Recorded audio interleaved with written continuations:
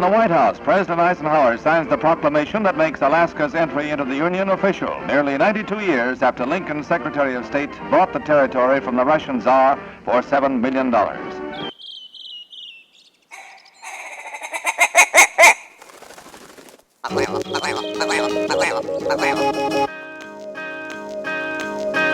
Alaska Wild Project podcast is brought to you by the following sponsors. Barney's Sports Chalet, supplying hunters with the best hand-selected gear since 1963. The exclusive home of frontier gear built for the rugged Alaskan terrain. Your one-stop shop for all your outdoor needs. Visit Barney's today at 906 West Northern Lights. Tailored Restoration 24-hour emergency home services, helping Alaskans restore their dreams since 1972. Services include fire, water, mold, post-emergency cleaning, repair, and remodeling. Give them a call in Anchorage, Eagle River, Matsu, or Fairbanks. Hit them up at tailoredrestorationalaska.com. Total Truck and Alaska Overlander, Alaska's premier supplier for custom automotive accessories and overlanding products, providing all-inclusive rental vehicles and trailers custom outfitted to explore the Alaskan backcountry with a unique and convenient traveling experience. TheTreehouseAK.com, located at 341 Boniface Parkway, Alaska's own and grown cannabis and CBD store. Ask the bud tender what the strain of the day is to get your 10% off. The Treehouse, where the culture lives. AKO Farms, located in Sitka, Alaska, built from the ground up with concentrates as their single motivation, with exclusive products such as their sugar wax, full spectrum diamond sauce cards, and more. Ask your local bud tender about AKO. Marijuana has intoxicating effects and may be habit-forming and addictive. Marijuana impairs concentration, coordination, and judgment. Do not operate a vehicle or machinery under the influence. There are health risks associated with consumption of marijuana for the use of only by adults 21 and older. Keep out of the reach of children, and marijuana should not be used by women who are pregnant or breastfeeding. The Bait Shack, located on Ship Creek upstream of the bridge. Can't miss the bright red shack. They are the go-to fishing gear rental and guide service on Ship Creek. Tight lines and fish on. Come hook into the action with them. Hit them up at thebaitshackak.com. Snow Pro AK, your snow and ice management company specializing in business and residential properties. They know what it takes to keep your property presentable and safe. Give them a call for a free estimate at 280-7098 or visit lawnproak.com. Double Shovel Cider Company, located off of Arctic and 58th, handcrafted Alaskan-made colonial ciders. They also have a tap room downtown on the corner of 5th and E. Stop by today and taste an award-winning cider. The Alaska chapter of Backcountry Hunters and Anglers. BHA is the voice of our Alaskan public lands, waters, and wildlife. Their goal is to uphold our hunting and fishing legacy while keeping our public lands wild. Stand up today and join BHA at backcountryhunters.org. Yeah, no, that's true. And I tried to Thursday. Get it started right off the gate. This Caribou Call brought to you by Double Shovel Cider. Ooh. First brought to you by Caribou Call. Did you get one of the new ones? Yeah, I got one of those coconut ones. Toasted coconut? Toasted coconut. I mean, it's not my favorite, but I don't know. Now I've got like a coconut palate, so I just want to keep that rolling. Yeah. Feeling tropical up in here. Well, coconut's Let's like get tropical. it's a love-hate. Like, you like coconut, or you're like, it's disgusting. And that's what's weird. I love coconut, but I don't like that one. Yeah. Like, I love the coconut LaCroix. True dat. And, like, I'm told it's just like a white boy thing. And I'm like, well. So what's the black raspberry one? I just saw it at the store white today. girl thing? Yeah, must be. Must be. Appropriate. It's proven. Tis I. Proven. Oh, that's funny. Yeah. How was SCI? SCI was good. I just went on Friday and volunteered at the big game raffle. So plenty of people looking to drop some coin on Doll Sheep Hunt, like a huge Apex package, a Kodiak trip. And so all the raffle tickets that were sold that night got auction, or they announced the winner the next night. So you didn't go on Saturday? I didn't. I was at poor work. Chad was out there solo style. Solo dolo. Oh Yep. man. Well, Hanging a out low. little shot. I mean, I know that they had put us on the thing, and we were supposed to do a podcast out there. Some things fell through, and we weren't able to go make it. Hopefully that can be revived at some point and we can make it happen again. So I'm sorry for anyone that was out there expecting us to be out there doing the live show. For some reason, not to get too deep in the weeds about it, but it just didn't happen. And we left Chad hanging just by himself. I was texting him. I was like, man, how'd it go? He was like, fuck, man. I was by myself. It was boring. He's a social butterfly. I'm sure he did was just fine. Yeah. He was rubbing elbows with 70-year-old dudes. Nice. Yeah. He didn't win anything, he said. No, I did, though. I did get to meet the other gentleman that drew my Kodiak tag that I'm going to be hunting with. That's friends of John's. I think I told you guys about that. One of his hunting partners, the guy's nephew, drew the tag. So we got to hang out a little bit and just chat and, kind of make plans, but not really. It seems like it's just a well-oiled machine at this point. Like, you just kind of show up, and this guy's like, I bring the food, I cook, you maybe do some dishes, and we'll go hunt. I'm like, cool. That sounds cool. Are they going after you or same time? Same time. Oh, same time? Mm-hmm. So he's got multiple guides that's going to take you guys up, or how does that go? Nope. Just it's just a place to us. stay. Correct. Ah. Yeah, not guided. Okay. Yeah, so just us four, myself, John, the other gentleman that usually goes out at the camp, and then his nephew, the one that drew the tag. Got it. Yeah. Well, and I mean, it was pretty cool. The Friday deal was the hero night, right? Mm-hmm. So Ruth had mentioned that they were doing like a Purple Heart award or something like that. Yeah, there were some mentions, and it was geared towards that. I kind of had my blinders on, just selling raffle tickets. Sure. But kind of on that outskirt, wearing the vest. One for you, two for me. Yep. Put that in my pocket. I'm like giving you good luck vibes, and if you win, bring me with you. That's right. Remember this face. Mm-hmm. So it was good? Mm-hmm. Nice. Yeah. And what about that epic trip you just went on? Just got back from Valdez. Another one of your ass backwards adventures? It was. I went, straight from Valdez, home, quick change, and then made it to SCI in like 30 minutes. So I lucked out, met my brother at Sana Lodge, and we had the most epic bluebird, like amazing snow, gnarly terrain, adventures like I've probably ever had. It was that place looked awesome. It was really, really cool, and it was all just kind of luck of the draw. A gentleman had the week paid for, couldn't make it, and I was able to just kind of, and I could. I made it so. Right in there. That's I the made best it so. kind. Yeah. So it was really, really great. And then just kind of getting back to reality, later this week and showing back up to work. And it was just like, God, did that week just happen? Like, it was amazing. Back to saving lives. Yeah, very, very grateful. I know you sent me a message. Yeah. Just like one message, she's like up in the mountains. The next one, she's just like dirty in the fire truck. It's like, okay. Yeah, I'm like, oh yeah, I still have a job. And I was reminded that day because we had a nice little fire and I got put to work. So. Oh, man. Yeah, one extreme to the Snap other. out of it. Yep. Yeah, it was funny. We were talking about that before the show, how this like role you've been on, over this year, I guess if that, year. And then how these like circumstances and things keep kind of just like falling into place for you. Good things happen to good people. Well, good things happen to good people and good things happen to those that like put themselves out there. Mm-hmm. Yeah. Like you want to adventure, you make it vocal. Yeah. And when the call comes in, you're like, yep. Yes. Yeah, you say yes. I do. And that's like. Well, it's fun when you say yes without thinking about it first.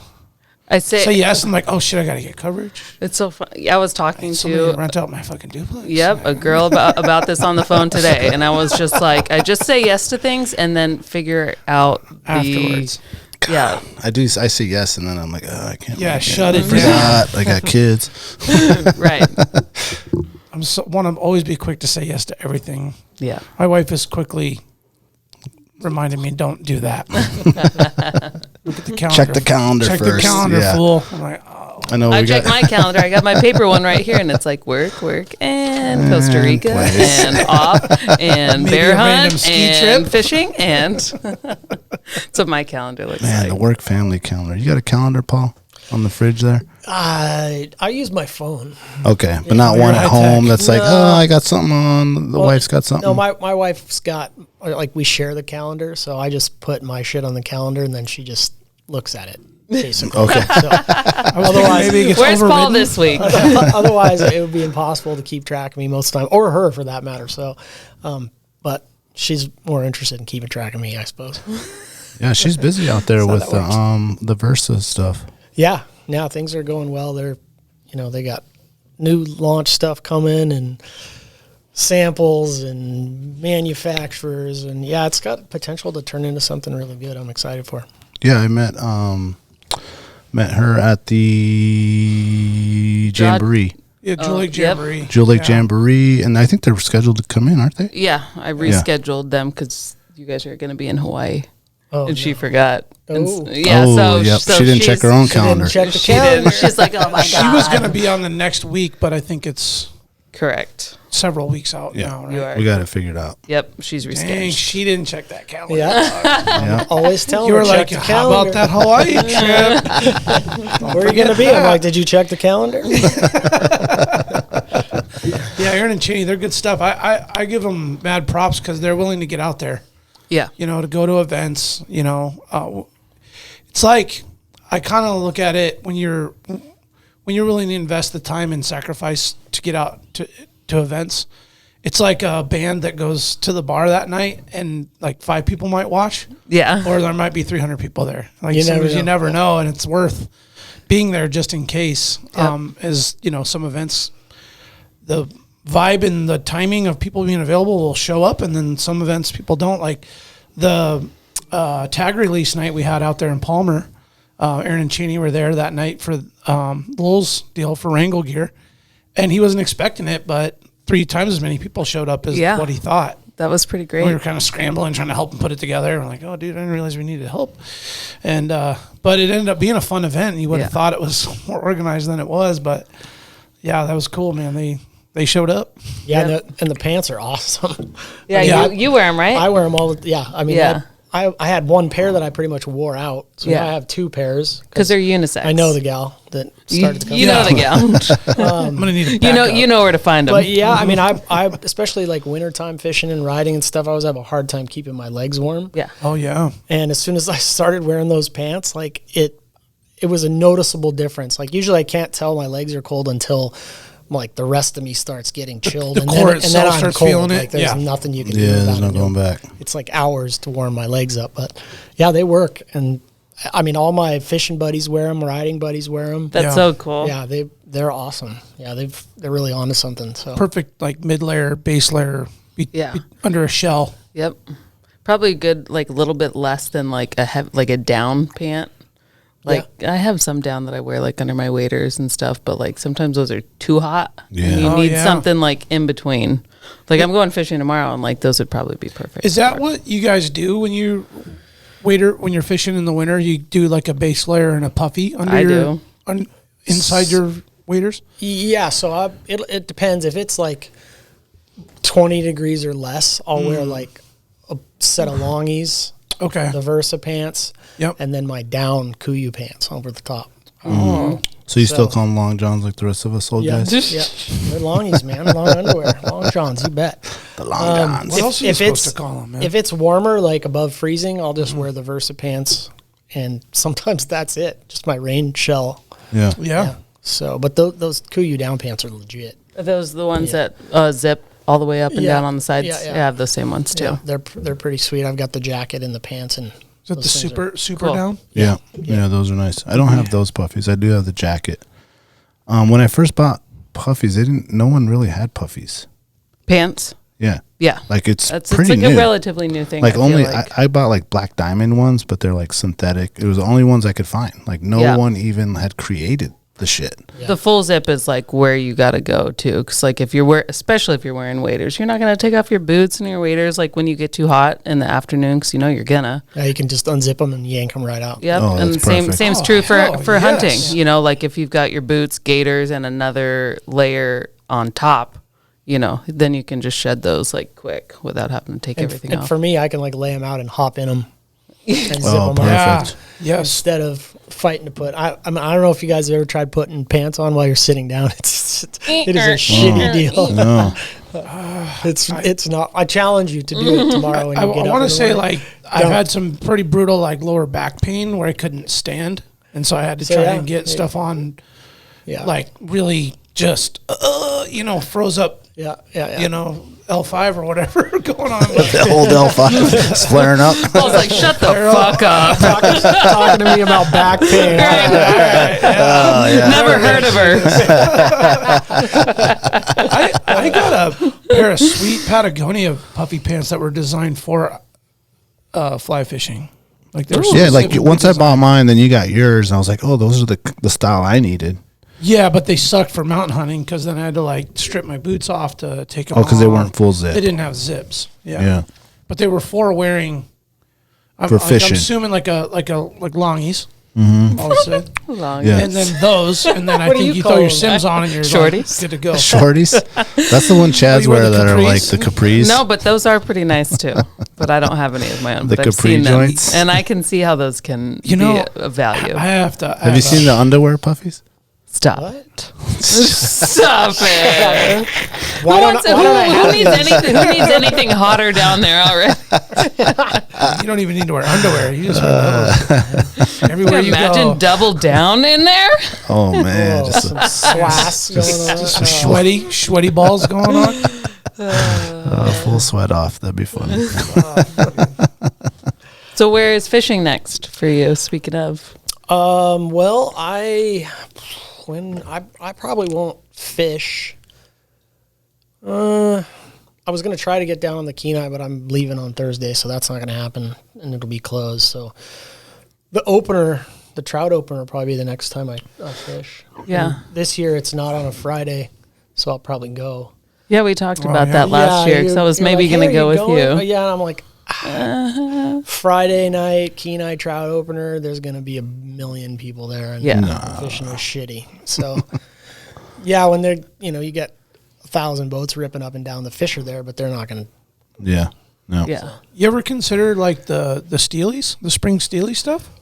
Yeah, I mean, I'll probably hit the Kasilof when Okay. we get back Okay, in cool. May. Usually there's, you get the winter overs that are spawned and are backing out, and you might even catch an odd king here or there. So Oh, we sweet. usually go down and mess around with that a little bit. It'll just depend on timing. Like Aaron and I are going to Hawaii second week of May, third week of May. Yes, you are. I'm actually going to California on Thursday for some RC car 8-scale racing. So Well, we're gonna get into Dude, that I in a saw, little I bit. saw something about that. and then Vegas the week after. So yeah, I'm busy. What's in Vegas? More RC car races So funny. and strippers. Oh wait, What? I meant to say You race the church. cars around the strippers. I meant the strip. Right. Yeah, the strip. Strip. No, man, I don't mess with that stuff anymore. Be cool. Be cool. Be cool. All right, show's over. So you travel quite a bit, huh? I do. I don't travel near as much as I used to, but that was before I had any reason to stay at home. Yeah. Now I've got a wife and 2 furred babies and another a real one on the way. So Yeah. That's right. Congratulations. yeah. Yeah, we try to give her some cider, and she's like, can't do do it. No one really knows yet. Kind of bouncing around. Yep. We Yeah, just I don't met know. her. She's like, yeah, nobody knows when I might be having a baby. Yeah. Like, Yeah. what? Yeah, She's yeah, having a pretty baby, but- pretty wild. So Yeah, congrats, That's dude. so exciting. yeah. Are you guys, do you know sex yet? we do. We're having a. I don't know if I should. Well, I don't. Are you allowed to know the sex of your child these days? Yeah, are you allowed to say it? Yeah. What is Aaron okay with this? I don't want to get Right. a bunch Yeah. of hate Is mail. Aaron okay with this right now? I Dare you have a we- boy or a girl? I mean, we've kind of, it's not a secret. Okay. I mean, we haven't done any, social media posts or anything about it. I figured won't be we'd- a secret after maybe this. the next, sonogram or whatever Yeah. the heck you call those things. We'd do some sort of post, but no, the family knows, and anybody that friends wise, we're having a boy. There we go. You rattling off names yet? I'm going. I don't know yet. I was tasked to name both of our dogs. Oh. Pretty much nailed it. And what are we've those? got. So we've she's got like- Willie Willie. because I own a Willie drift boat. Okay. And we've got Cooper because Cooper Landing's one of our favorite places. to Yeah. fish. Yeah. Perfect. So now I have to name a small human, which is proving to be considerably more difficult. Yeah. But yeah, I don't know. You'll crush it. see. Yeah, we've got. There's a lot of PJ, You know, man, what a- Paul Jr. Yeah, probably not. I mean, you know, we've got some pretty great family friends and grandparents, and we'll figure something out. Yeah, and you got a bunch of like OG homies with cool names too, great right? names, yeah. Holy lots smokes! You'll figure it out. I have no It'll doubt. just It won't like be you'll wake something up cool. one night or just whoa, yeah. that'll be there. Did you guys ever watch the show Justified back in the day?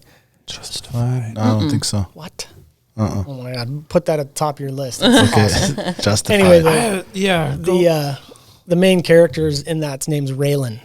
Okay. I always thought that was kind of a cool name. Raylan. but- It's so funny I now don't know if that I can- like you're at this stage, like, oh, that's cool, and you'll like mental note. No, I've been thinking about that one for a long time, but I don't know if I cool. could name him after a TV show. Yeah. I mean, It's- how'd you get man- your name? Well, your dad's an idiot. and Yeah. named Have you after- seen Justified? Yeah. With this guy here. Timothy Oliphant? Yeah, Okay. Okay, yeah, yeah. I remember it. It was he's a U.S. Marshal, and it wasn't HBO though. What? no, it was FX. FX. Okay. So, but it's quality show. Yeah. If you haven't, even if you have seen it, watch it again. It's well worth it. Justified. Okay. Okay. They probably would not get away with making that show today. What is the lead So many character's shows. name? Raylan Givens? Raylan? Raylan. Yeah. Man, I know, man, choosing right? names, man, It's is a tough. cool man. name. Raylan's I've pretty just- dope. It's a pretty Raylan's a good name. badass name. I feel like Put it on the list. I could Put it see on you the. cruising in your truck. He's like, with your Rose, boy it's on the Raylan. list. Or he's rowing while you're fishing. How long is the list? Saying.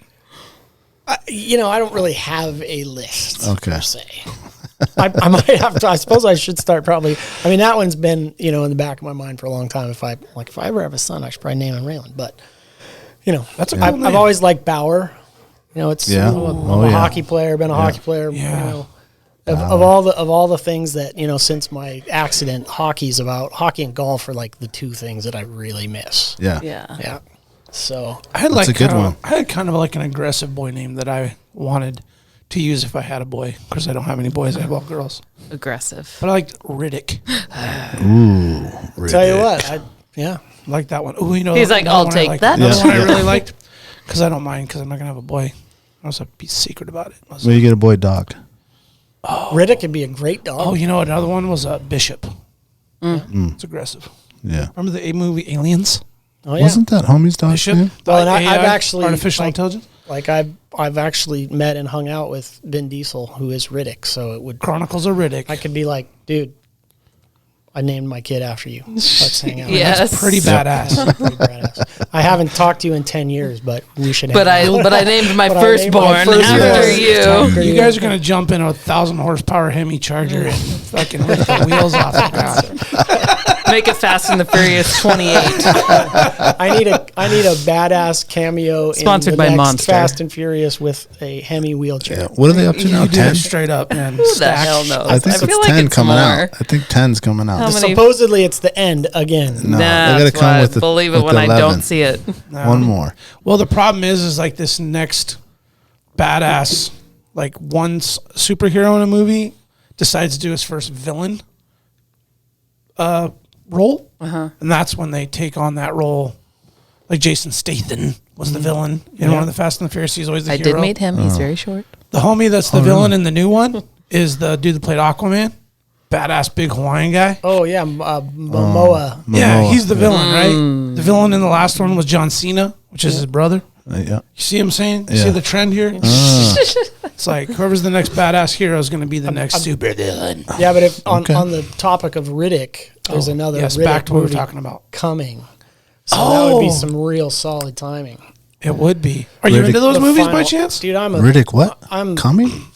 well. There's another movie. Oh, there's another Chronicles of Riddick coming. Yeah, It's called yeah. Riddick's Got it. Coming. And then you find it in the X section. Right. Add a few Triple more X. X's. Yeah. Yeah, there's a Riddick I'm a coming huge, real soon. Oh, okay, gotcha. I'm a huge sci-fi fantasy nerd, man. So You got- were you into those Riddick movies? Or- loved them. Yeah, me too. I just They were watched. good. I just watched Riddick the other night. It's funny because I just rewatched all three of them. The Pitch Black. Pitch Black. Yeah, it was That was good. It Those was are Oh my awesome. gosh, this is funny. I own them, so I was like, Aaron was gone or skiing or something. Marathon. I just like Yeah. marathon. I full on binged them. Made some nachos and On shit. tape. They popped up on some, Right. and I'm like, I own the VHS. movies, so I just fired up one right after another. I I know, I'm kind of like a sci-fi geek like that too. My wife makes fun of me all the time. She's like, when did you get into this? I'm like, well, I grew up watching Predator and Aliens. Great movies. You know, like Spaceballs. A natural progression. Swartz is as big as mine. That's a curveball, but I just, my wife doesn't like sci-fi either. That 60, they don't know what good TV is, bro. Exactly. That's what I'm saying. That it's like she wants to watch World War Z, bro. I'm like, Aaron wants to watch Dynasty. Like, what the fuck is Dynasty? My wife is like the Mages of the Mazel or whatever. You probably know what it is. Nope. The Maid of the Mazel. I'm like, what is this shit? I want to watch Terminator 2. Like, I want to watch Star Trek. I want to watch playoff hockey. Yeah, there you go. That too. Well, with playoff hockey, that's trumping everything. Yeah. This is nighttime TV. I just finished the Picard, the newest Star Trek. Oh, I haven't seen any of that. Those are actually really good. I mean, if you like that kind of stuff. You got to kind of know that. And I watched that show with my dad too, man. If you know the Star Trek, The Next Generation, you'll dig that. It's pretty. I got this. Picard is old as shit. Oh yeah, he's got to be like late 70s now. Easy. No, more than that. I don't know. He's old, but he's still pretty badass. He's always that voice. I got this old technician good voice. at work, and you walk by his box, and you're like, "What the fuck's he listening to?" He's just got streaming Star Trek Next Generation going. That's all day. Dude, that's so funny. Takes his lunch break, sits over there on his box with his elbows up, his little phone, Star Trek just going, eating a sandwich. Just leaves it playing and just comes back to he's air hammering, and then you just hear the background music at the start of the show or whatever. And I'm like, damn, dude, dedication. I don't know how many seasons. I have literally for the last probably 3 years watched every episode of every Star Trek show in 25-minute segments. When I get up in the morning, I put on my phone and brush my teeth, take a shower, and watch it. And then, some people watch the news. Paul Thacker, you got your fix, and I started again the next day. I've like all the spin-offs, all the old There's a tons of it. You are definitely committed if you're going to that level. Yeah. No, he's bringing it in the shower and the phones. Yeah, for sure. Absolutely. He's got his coffee and his Star Trek going. Like I'll hop in my standing frame, and I'll like, let's see, what shows do I want to watch? Dynasty? No. delete. Aaron, sorry, your shows are gone, babe. Housewives of freaking Alaska. Orange County? Hell no. Housewives of Alaska? Oh my god. Oh my god. That would be actually funny. I know some women that would be perfect for that. And I'm not going to say names. Yeah, don't say names. They'll be like, you didn't say my name. That's right. Or you said my name. What about me? Before we get any further, I thought maybe it'd be a good time to introduce our guest. Oh, yeah, let's get to that. Welcome to Alaska Wild Project, episode 114. Today we have monster athlete, X Game gold medalist, Paul Thacker. Whee! That's kind of how we roll. We just like, oh yeah, that's right. We have a guest to introduce. By the way. Yeah. That's how it be sometimes. The Paul. list is so long, like especially some of those other things you said that you're doing. Like we could just tack. Oh yeah, man. For sure. I mean, so I told you guys I did a podcast yesterday. Yeah. And they're like, well, at the end of it, they're like, well, is there anything you'd like to do that we didn't cover that you'd like? I'm like, dude, everything. Like, how much time do you have? I've been pretty fortunate to have a pretty, rad existence to this point. So there's plenty of. And did you stuff guys just cover fishing yesterday? Yeah, we kind of touched on a few things, but fishing is kind of the main. Yeah. Well, shout out to them, Kyle and Keaton at the Young Guides podcast. Mm-hmm. Yeah. If you haven't followed their show yet, definitely check them out. Cool dudes, doing their thing. A lot of info, man, on fishing. Yeah, they got a lot of good guests on there. Educational. They do a good job. Yeah, no, for sure. That was very enjoyable. I had a good time. I met Kyle a couple years ago. I had a film crew up, and we're doing some fishing stuff anyway. And Kyle was that some of those clips that just yes. Is that what you sent me? So good. Anyway, Kyle was the second boat, and that's the first time I'd met and fished with him. So cool. It was pretty cool. So that was 2 years ago when that all got filmed. That stuff that you saw was probably 3 years ago. Wow. Yeah. Cool. And was that up north? That was down on the. I think that the steelhead stuff was Deep Creek. Cool. Yeah. So. Yeah, you sent that to me. It was good. I did. Well done. Yep. What was the delay on that?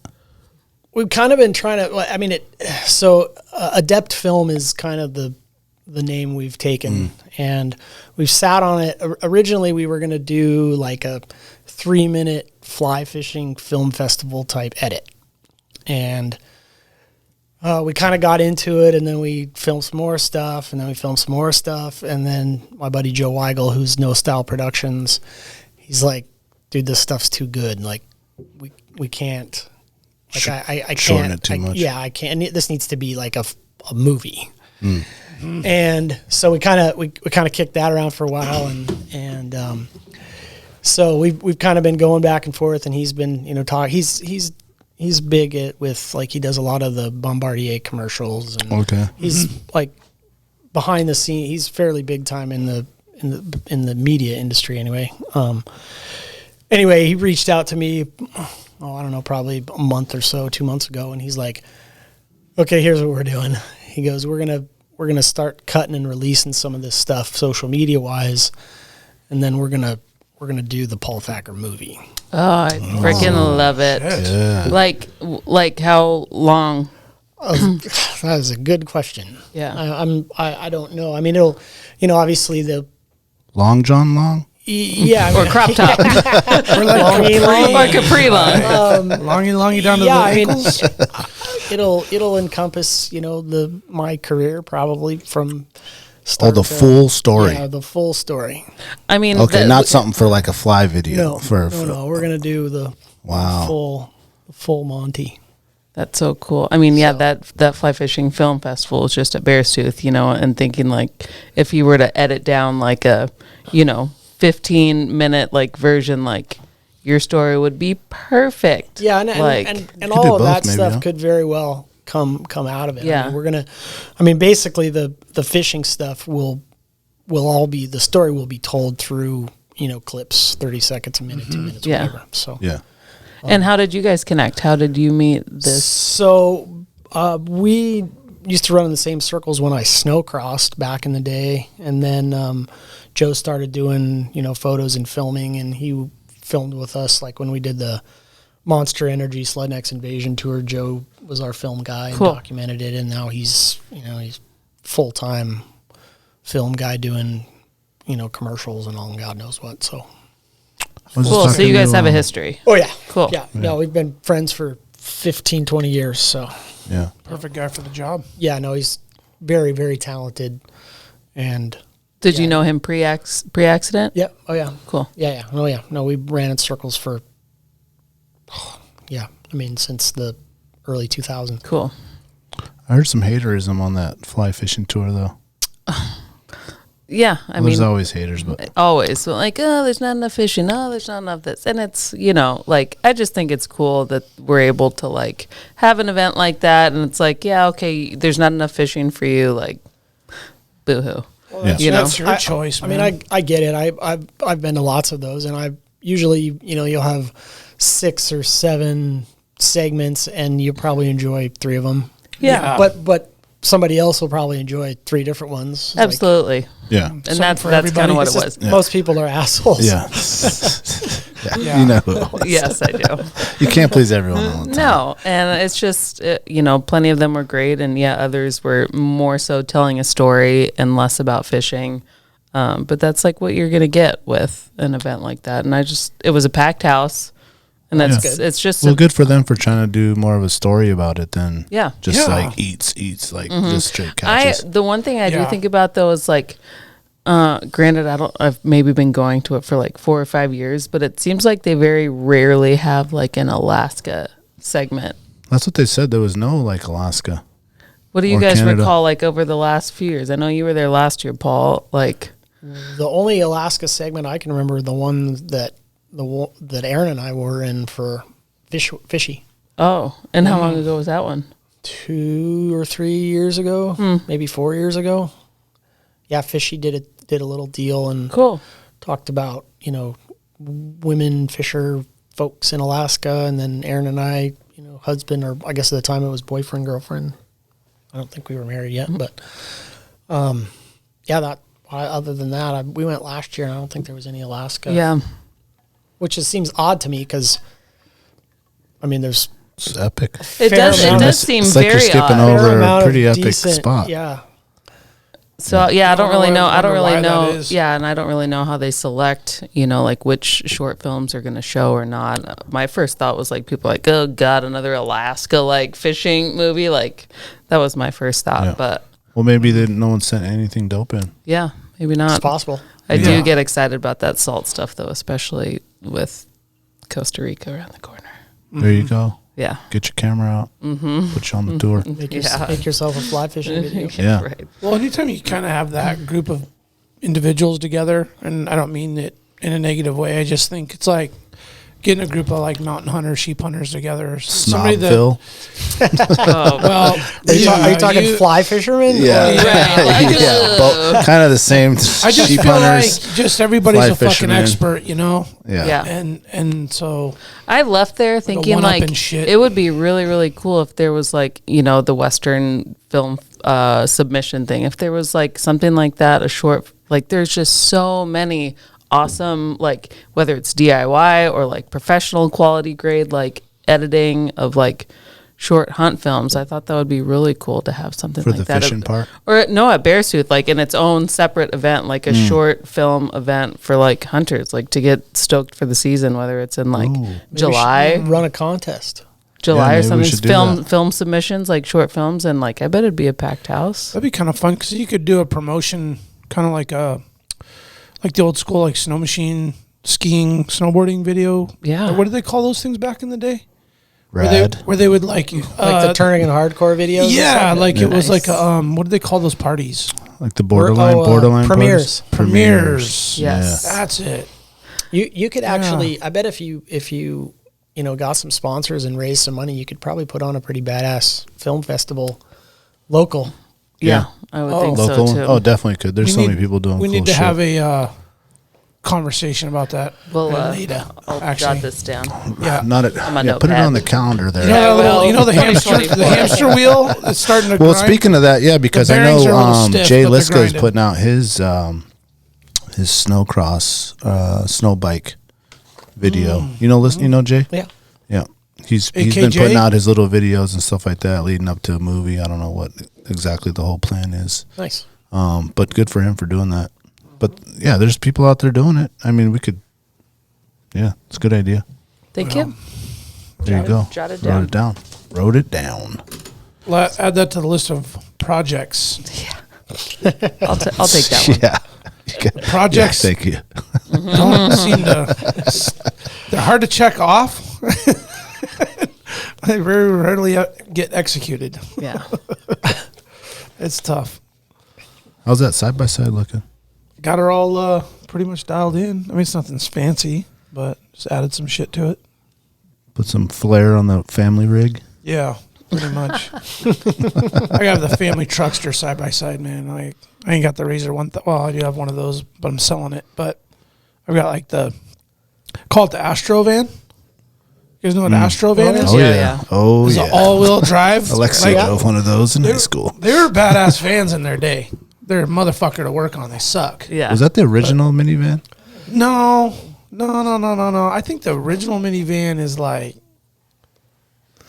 We had the Privia. The Caravan. Dodge Caravan. Yeah. Yeah. Totally, The with the wood Caravan. the one. paneling? That's what I was in. Yep. Yeah. The Caravan. That'd That be was like the OG. brown with the red interior. Yeah. I think shit. The mine wood was panel gray. on the outside. No, we just like threw some light bars and like a stereo in it, and it's like one of those things where I'm not the guy that buys a new toy and just like fucking throws everything at it the first year. I'm like a bits and pieces frugal Yeah. installation of accessory guy. So, But it's My- coming together. and the go fast ripping ass days are over. Now it's just cruising along in the 4-seater and got the toddler in the back in a car seat now. Helmet and shit. It's fun. So cute. Things slowed down a little bit for me, man. Yeah. To top speed 20. That's right. Oh, that's It's funny. been good to like start checking the boxes off on the spring shit, like get the boat dug out and then get the wheelers out because we got a ride coming in a couple of weeks, and we got a new tent, got us a couple pieces of new equipment. I was like, I want to be. You guys got a new tent? Yeah, we got that big ass like Teton. Oh, you did go Canvas ahead one? with that? Yeah. I got Did you ask about staying the night? Obviously, you probably wouldn't bring that big ass tent. Hell no. I did, but man, I got the cold shoulder on it. Oh, on the stay the night? Yeah, so you might have to get a ride home with somebody. I'm staying the night. I know. I might be snuggling up with you. So maybe bring the big tent. Yeah. Well, if we bring the small tent, we'll be warm. No, it's just good to, it sucks to be like end of May trying to scramble to get shit together. If you got to take something to a shop, they're like, oh, dude, I can't touch that fucker for 3 months. It always happens so fast. Yeah. It's like, I've been tackling this since like maybe end of March, just getting stuff. Yeah, you're Ready? never ready. No, you're never ready. Oh no, I'm not ready. You just go and then you realize, shit, next time I need to bring this or forgot that. Well, and like last Friday, Chad invites me. He's like, hey, let's go take some donuts out to the Bear space station. I'm like, oh, cool, man. I'd love to go do that. And it's like the night of, and I'm like, fuck, dude. I gotta go dig my snowshoes back out. So I put them away already. That wasn't never going to use them all winter, but I had them out and ready. Then I put them away, and then I had to get my pack and I had to get all this shit together. That I was like, oh fuck, I wasn't where's my binos and my Garmin and all my shit. And luckily, it's all it's close and somewhat organized. It's all on a table somewhere. But it was kind of like, oh shit, man. When somebody calls you to go do something, have some shit together. Yeah. Be ready. Be ready. I was like, you need to be ready in fucking 12-hour notice, bro. Get it together, man. It's coming fast. Yeah. It's right around the corner. I'm stoked. I can't wait. It's not melting fast enough, though. This shit's dragging the fuck on. I almost assembled the raft on Saturday. Whoa. But I was like, man, it's about to close. It's going to be sitting there for a month. So explain that to me. You guys mentioned the closes. The trout closes for the Yeah, so the trout spawn in the spring, so May 1st it shuts down till the middle of June. Okay. It opens back up on So it opens the up 11th, 10th, 11th. Something like that. right around the Midnight of the 10th. The salmon opener? Same. Mm-hmm. It's the same? Yeah. Yep. Okay. Just get everyone down there. I'm going to float the upper with some This girls weekend? tomorrow. Nice. It's been good. I've been, I want to go with I have the little one-man cataract. It's perfect for now. Let's go. Because it's all narrow. We can Yeah, come. it's I super do got shallow. a tickle. Yeah, skinny right now, isn't We're it? going tomorrow. You guys are going tomorrow? Little girl gang. God, can I go tomorrow? Yes. What is Just tomorrow? say yes. Just say yes. Wednesday. Tomorrow's see? Wednesday. Screw you guys, man. Your midweek shit. Paul, are you a midweeker too, bro? Oh, Definitely. God damn it. You won't catch me out there on the weekend. I need that midweek You're at home life. watching Star Trek on Saturdays. and shit. Probably, yeah. Yep. Fishing on Tuesday. Binge Star Trek on Saturday and Fuck, Sunday. man. Yeah. That's what I need to do. Working shit is for suckers, guys. Damn, you Hey, guys are John. going to slay him. You guys doing the whole deal? I think just sportsmen's to gyms. Okay. Does it get kind of exceptionally good here springtime with that spawn coming up? Do the fish come out of the lake? And is there some sort of transition period where the fishing picks up? Yeah, it's hot right now. It's On the good. upper? Well, as soon as it starts getting warm enough for bugs to start popping, Oh, Yeah. shit. Okay. yeah. I mean, you can catch fish in the Kenai all winter long. Right. But now it's warming up and stuff's starting to move around and they get hungry and Yeah. How Do you much do of the lake is there? On the it's still Ridge. pretty. Is it? Yeah. It hasn't melted that much. Yeah. Wasn't been warm enough to melt anything. Yeah. Before we go on the break, what about ice fishing? You do much of that? no. I'm not an ice fisherman. If you're on the snow, it's like you're on a sled. Yeah, I never really saw the point. I mean, I would if I was going to go ice fishing, I would probably do it like the boys in Minnesota and Wisconsin do it, where they've got their Hell yes. motor- home with the hole in the bottom. 24-foot trailer with Star Trek binging on the Yeah. big screen. Yeah, yeah. No, I'm I've holding a rod, just watching the big Yeah, screen. they're cutting a hole in the ice and dropping the line through it and bobbing it up and down. Just never really. You could put a bell on it and think about all the binge watching you could do if you had a setup in there. Yeah, dude, While the Yeah, I phone can do works that out at there. home and not freeze my testicles off. touche, Good touche. point. That's a good point. Yeah, no, I've never been. Have you ever gone on a trip you liked? Ice fishing? Just like Ice fishing? the experience itself and like catching. I can count on one finger the times I've ever gone ice fishing. Oh, okay. man. So I'm kind of feeling like maybe you haven't given it a chance. Yeah, I gave it one chance. One and done. That was it. Yeah. All right. Yeah, no, I just there's no. It's not tingling your spirits there. No. Yeah. It's not tingling the testes. It's Not not. tingling the testes. not. It's not Testes are elongating the frozen longies. solid. Yeah. Like, nah, I'm cool. Let's take a break and we'll come right back.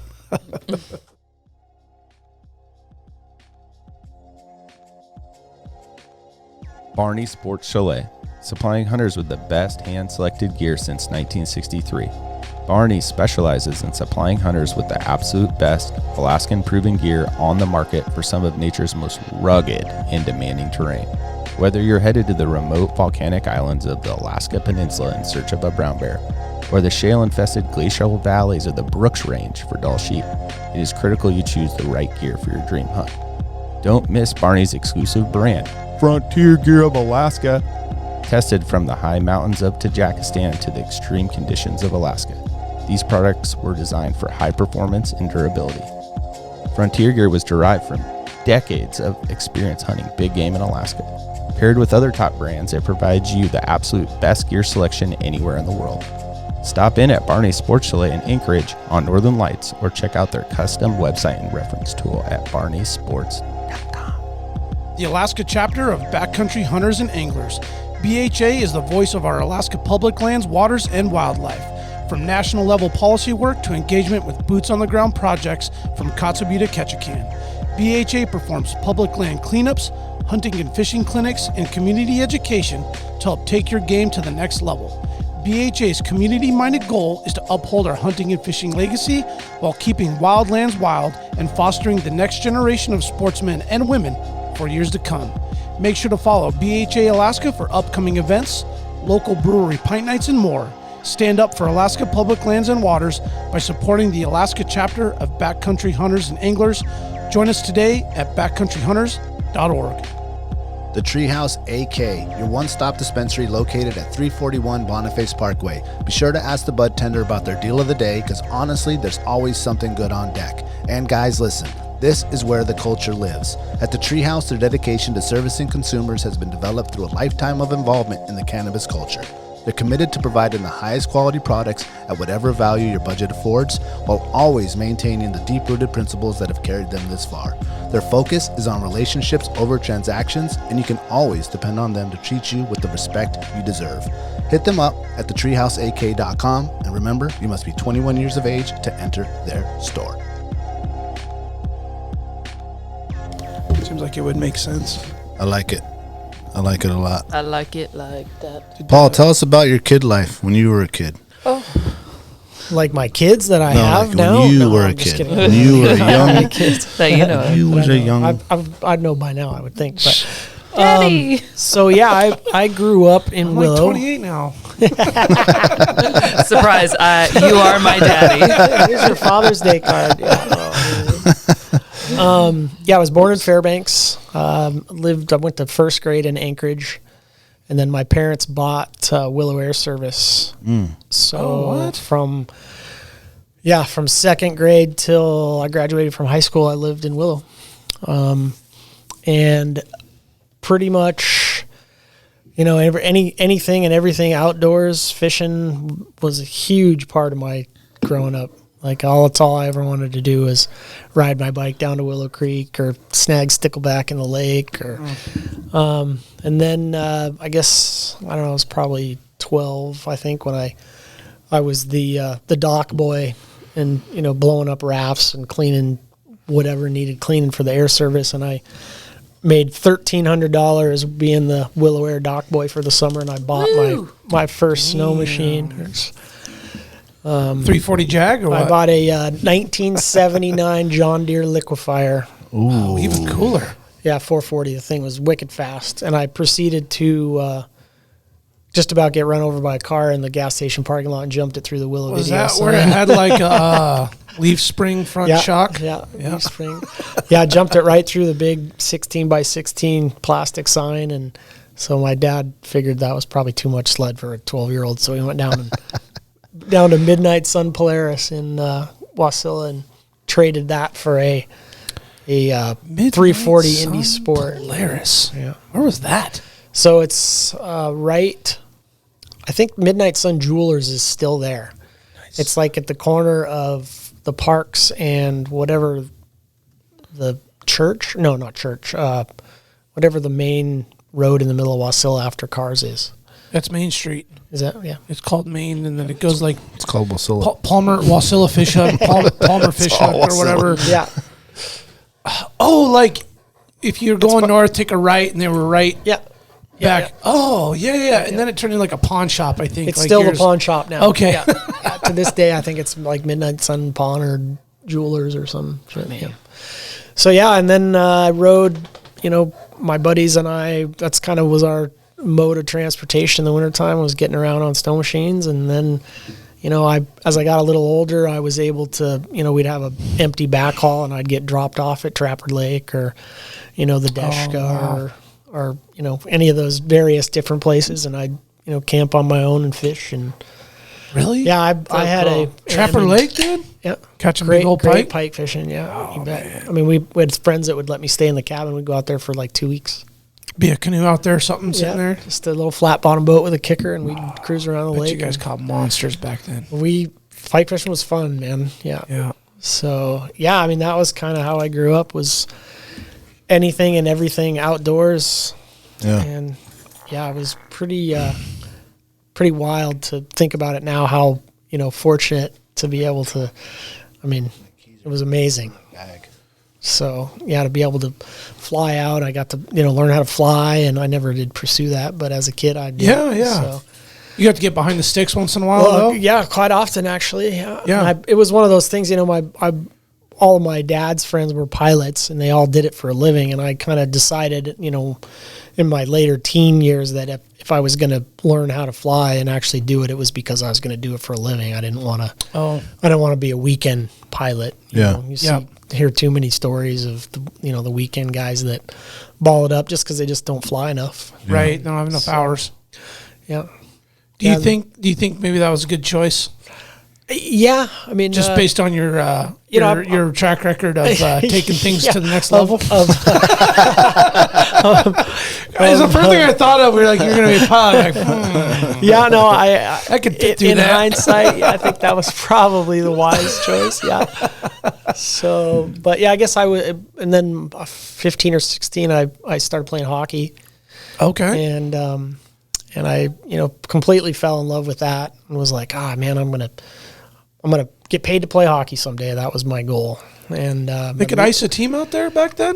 They didn't. So I played. I wrestled and played basketball in elementary school and then junior high, and then my freshman year of high school, we were like, hey, let's start a hockey team. So I started getting signatures. We needed 10 folks to sign up to start a team, and I got 9. So we didn't get to start a team. So shit, dude. My sophomore year, I started earlier, and we got like 17 people to sign up, and that was the first year Houston junior, senior high had a hockey team. So, do they got a covered rink out there right now?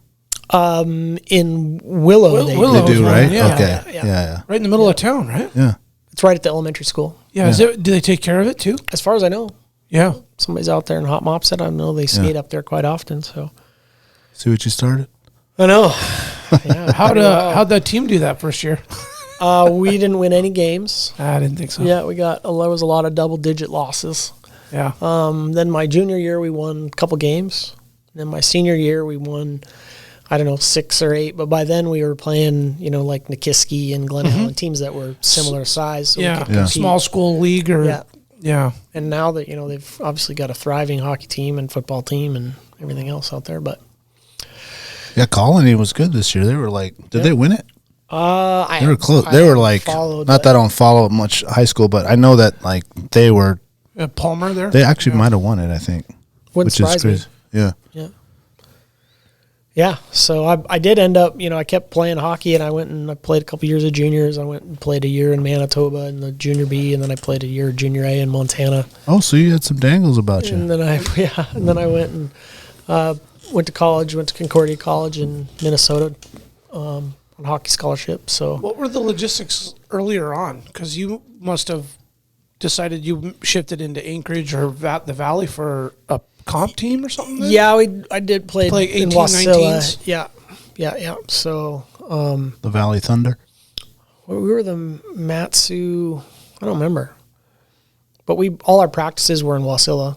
Okay. We skated 3 days a week or whatever, and bus back and forth, and all our games and stuff. Yeah, there was no rink at Houston, and then I came back and actually skated with the Aces for a bit. Really? Yeah, I never played much. Wow. Yeah, and I probably could have stuck with it. I mean, I had, was still I'd never even skated till played hockey till I was 16. So I picked it up fairly quickly and I ended up, I was with them the first in 99 and then got cut before playoffs and then was all slated to go back the next year. And then the girl I was engaged to at the time, she's like, man, don't you think it's time you start, thinking about a career and a family and stop chasing the dream, blah, blah, blah.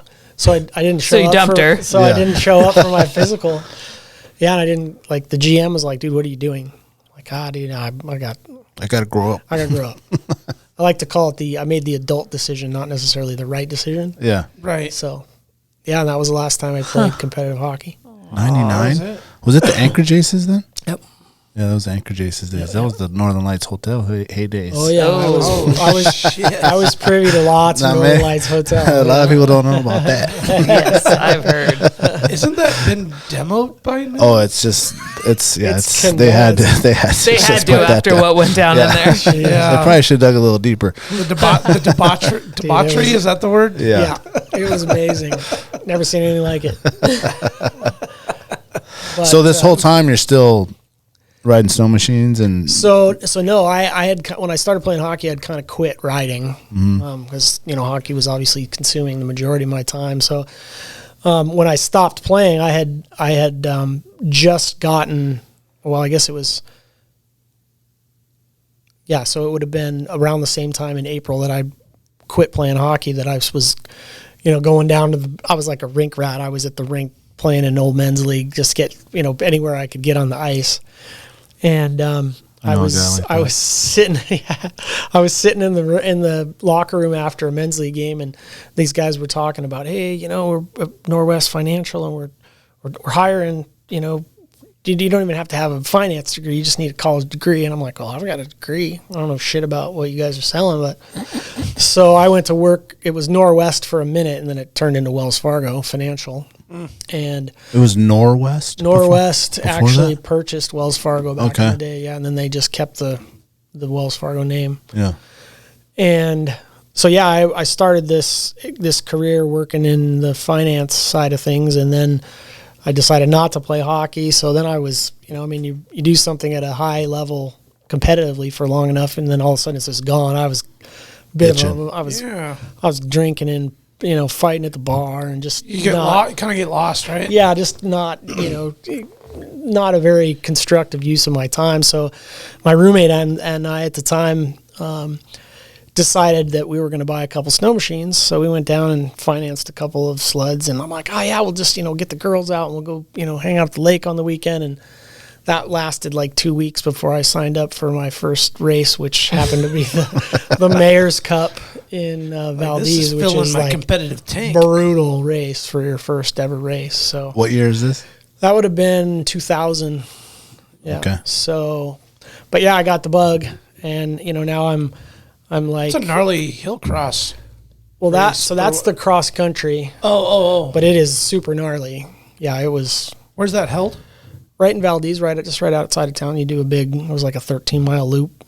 I can't remember how long, if it's 200 miles or 150 miles. Around Road Lake area or something? Yeah. Okay. Yeah, down by like where the ball fields are and I see. Back in the swamp. And there was like 35 folks that signed up and only 13 finished, and I was the last one to finish. I was like an hour and a half behind everybody else, but I was like, fuck that, I am finishing this race. They're like, no, dude, it's done. I'm like, no, I'm not done.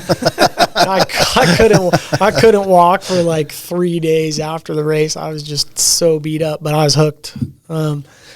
And so, yeah, that kind of kick-started the sled side of things. And then I was still at Wells Fargo, and I was, finding some success. It's just a relationship, building type business. Yeah. Slinging money and loans, and I even got to repost some shit. It was pretty wild. But Nice. so I was there about a year and a half, and I got my own store. I was promoted to manager, and then about a year and a half after that, I was the district manager for Alaska. So I over and saw the entire state, and I had 7 stores and 80 employees or something like that. Oh, so you were kind of like a company man. I was my boss was in Seattle, so I was like the top of the heap. Full suit every day? Full suit. Ugh. Damn. And then on the weekends, I was racing. So, the next year I raced snowcross. Suits on the weekday, bro on the weekend? Yeah, there's some footage from one of the turning. Did you have the party in the front? No. I did as a kid. You damn right. Yeah. He was party or business up front, party in the rear. Yeah, that's right. So I started winning local snowcross races, and then it kind of turned into, I'm like, okay, I guess it was the third year racing. I went undefeated in the open class. So I'm like, okay, now I got to go to the States and see if I can race with the big boys. So I basically took the full year to crush our goals at Wells Fargo. And then I told my boss I was taking the entire month of December off if we hit it. If we were well above plan, that I'm not going to take any vacation except for the entire month, and I'm going to go race in the lower 48. So yeah, I did. I went down and fared pretty well. I didn't win any races, but I didn't embarrass myself. And where do you go, Minnesota? Yeah. Okay. Yeah.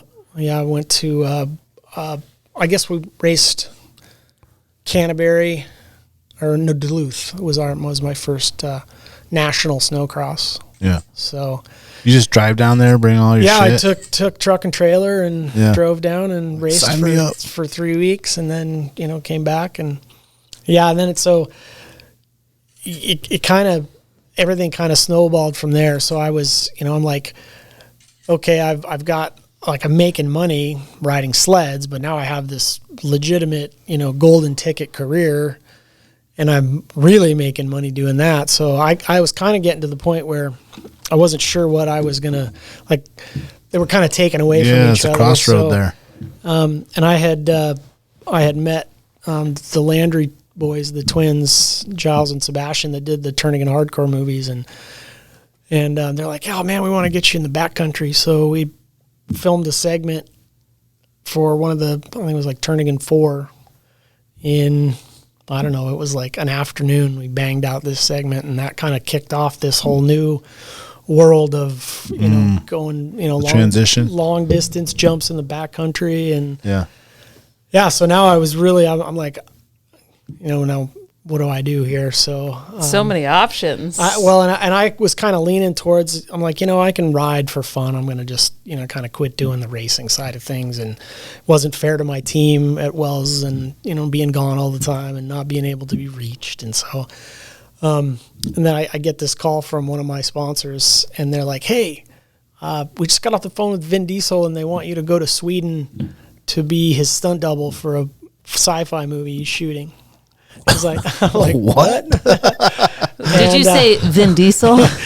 And you're like, well, I know. Yeah. So puff your chest up. Yeah. So by now I had done some legitimate, like, world record distance jumps, and so Vin and his executive producer Bob Brown had seen some of that stuff, and they wanted Chris Brandt, another freestyler, and myself to come make this sled segment cool. And they're like, but they found you through what? Through the internet, turning in hardcore videos and stuff? Just through the videos. This is pre, like... Graham. Yeah. Yeah, this was like Facebook just started. MySpace was MySpace was popping, dude. Yeah. Remember your top 8? Oh my gosh. I don't. It was forever. I still have a MySpace account. Like, it's still out there. It was forever rotating. It's still out there. If you go in, you can log in. All your old pictures. I'm afraid to. I don't want to. Buy it or what? I don't want to. But yeah, I get this offer to go to Sweden, but the kicker was I had to be gone for a month. I'm like, I was just gone. There's no way I can do that. So I sat down with my boss at Wells. We were at a conference in Orlando, Florida, And he's I basically just laid it out for him, and he's like, dude, you have to go. I'm like, bro, it's Vin Diesel. And I was kind of a little taken aback. I'm like, he's like, dude, you can do this shit for forever.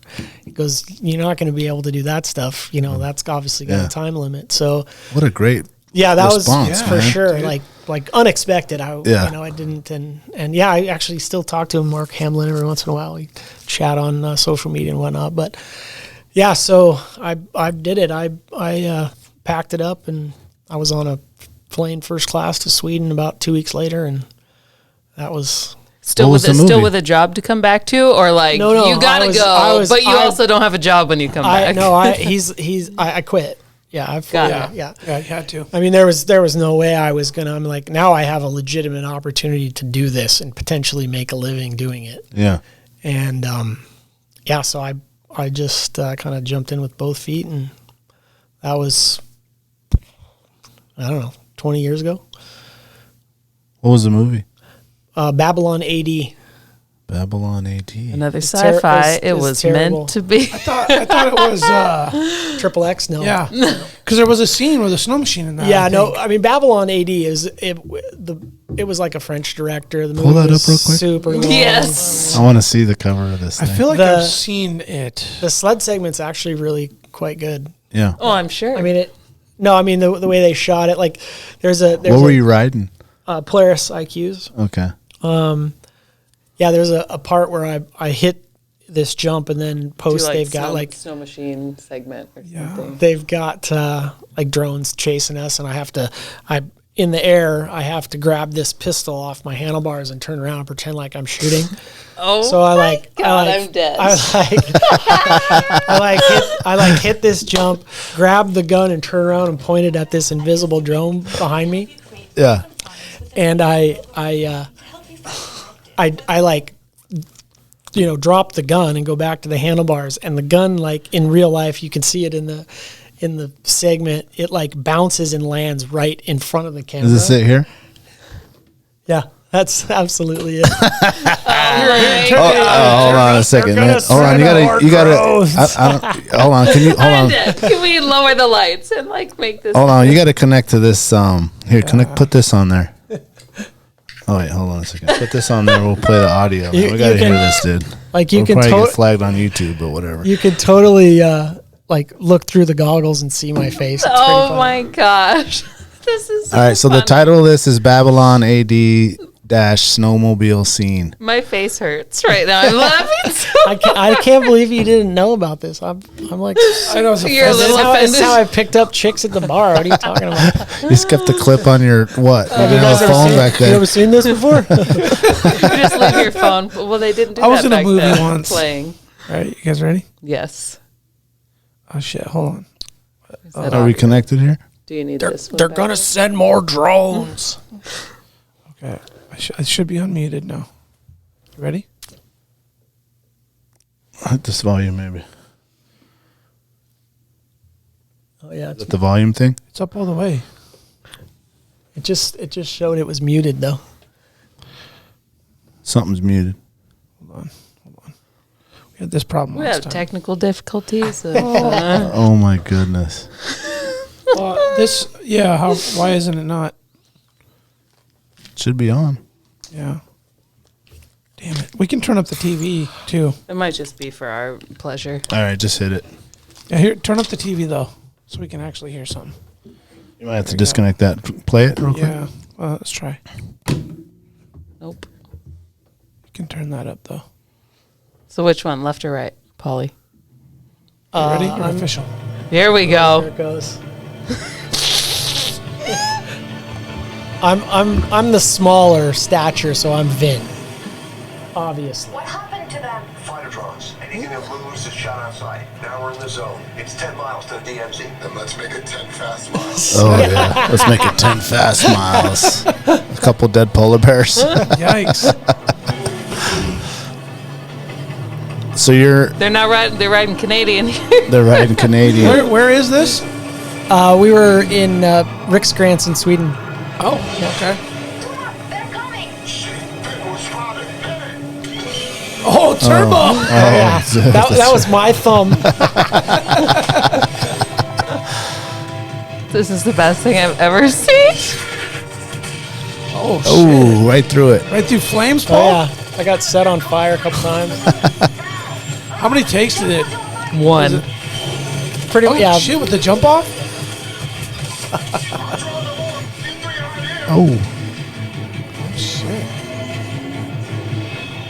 Uh-oh. So some new drones. Okay. Oh, look at the missiles, dude. There's the gun. Here it is. Oh, full black flip. Oh. That was sick, bro. That was you for sure, right? Oh, yeah. Oh. Yeah, Chris had to do the 3-up thing. That was the hardest part of the whole thing. Was it really? Oh, shit. Oh, my goodness. It is not easy to ride 3-up with anybody. And Andy's carving. And he's carving. Oh, shit. Here he goes. Is that Paul? Oh, a.k.a. Oh, shit. Later. Oh, no. This is me definitely laying on the ground here, too. It's so funny to watch it. Oh, no. Oh. That was your last backflip. There he is. Oh, shit, man. You're in the movie, bro. Oh, that guy? He's not dead. Is that Lucy Lou? Is that Lucy Lou? Stay with me. Michelle Kim. Oh, okay. Oh, okay. Close. He's bleeding to death. I need your help. Okay. That's you, Paul, right here? Is that you? No, that's No, what that's got been. That was yeah. That's When it where wasn't showing you his guys did face, the that swap was out? No, yeah. Yeah. The thing, like stunt doubles, get out of the way. Yeah, Oh, yeah. yeah, That's yeah. what this Hey, is. thank you for your services. God, that was so worth it. My face hurts. Have you been in other movies? No, not like Hollywood movies. No, No, I mean just that like was it. stunt double stuff. It kind of worked out to where the stunt coordinator and all that stuff. They're like, dude, we want. Can you ride a dirt bike? I'm like, I can ride a dirt bike. He's like, we got to get you to Hollywood because everything was. First take, one take, hitting your marks, doing exactly what they wanted. It was pretty. It was super fun, and it wasn't. I mean, other than the getting caught, set on fire a couple times, I did burn all the hair off around my wrists and one eyebrow. Oh, they were like, hey, Yeah, we're the gonna goggles need like you, melted to my face a little bit. Oh, my goodness. Like, we're gonna need you to sign this Waiver. Yeah. I have some pretty crazy Case you pics. So die. they take like the first time I drove through the fire, it was 5 gallons of gas. They just pour in a hole and then they touch it off and I drive through it. Oh, shit. And that wasn't big enough. He's like, I need 10 gallons. I'm like, holy shit, man. Okay, let's do it. What am I getting paid for this again? Yeah. Yeah, well, that was the other thing. Not enough. No, we got paid well. Oh, I mean, good. that was like, so. I mean, obviously, when you take a big chance and do something like that, there was a lot of people that are like, oh, you'll be back at Wells Fargo in a month, and blah blah blah. So after this movie, I came home and I went down to Mercedes and bought a SL 500. And I was like, what's I was up, like, I don't bros? think I'm coming back. Is that was that silver or black Black drop top? drop top, yeah.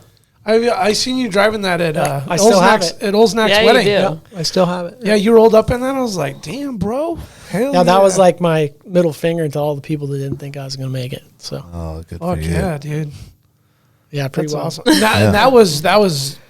that's where it really just took off.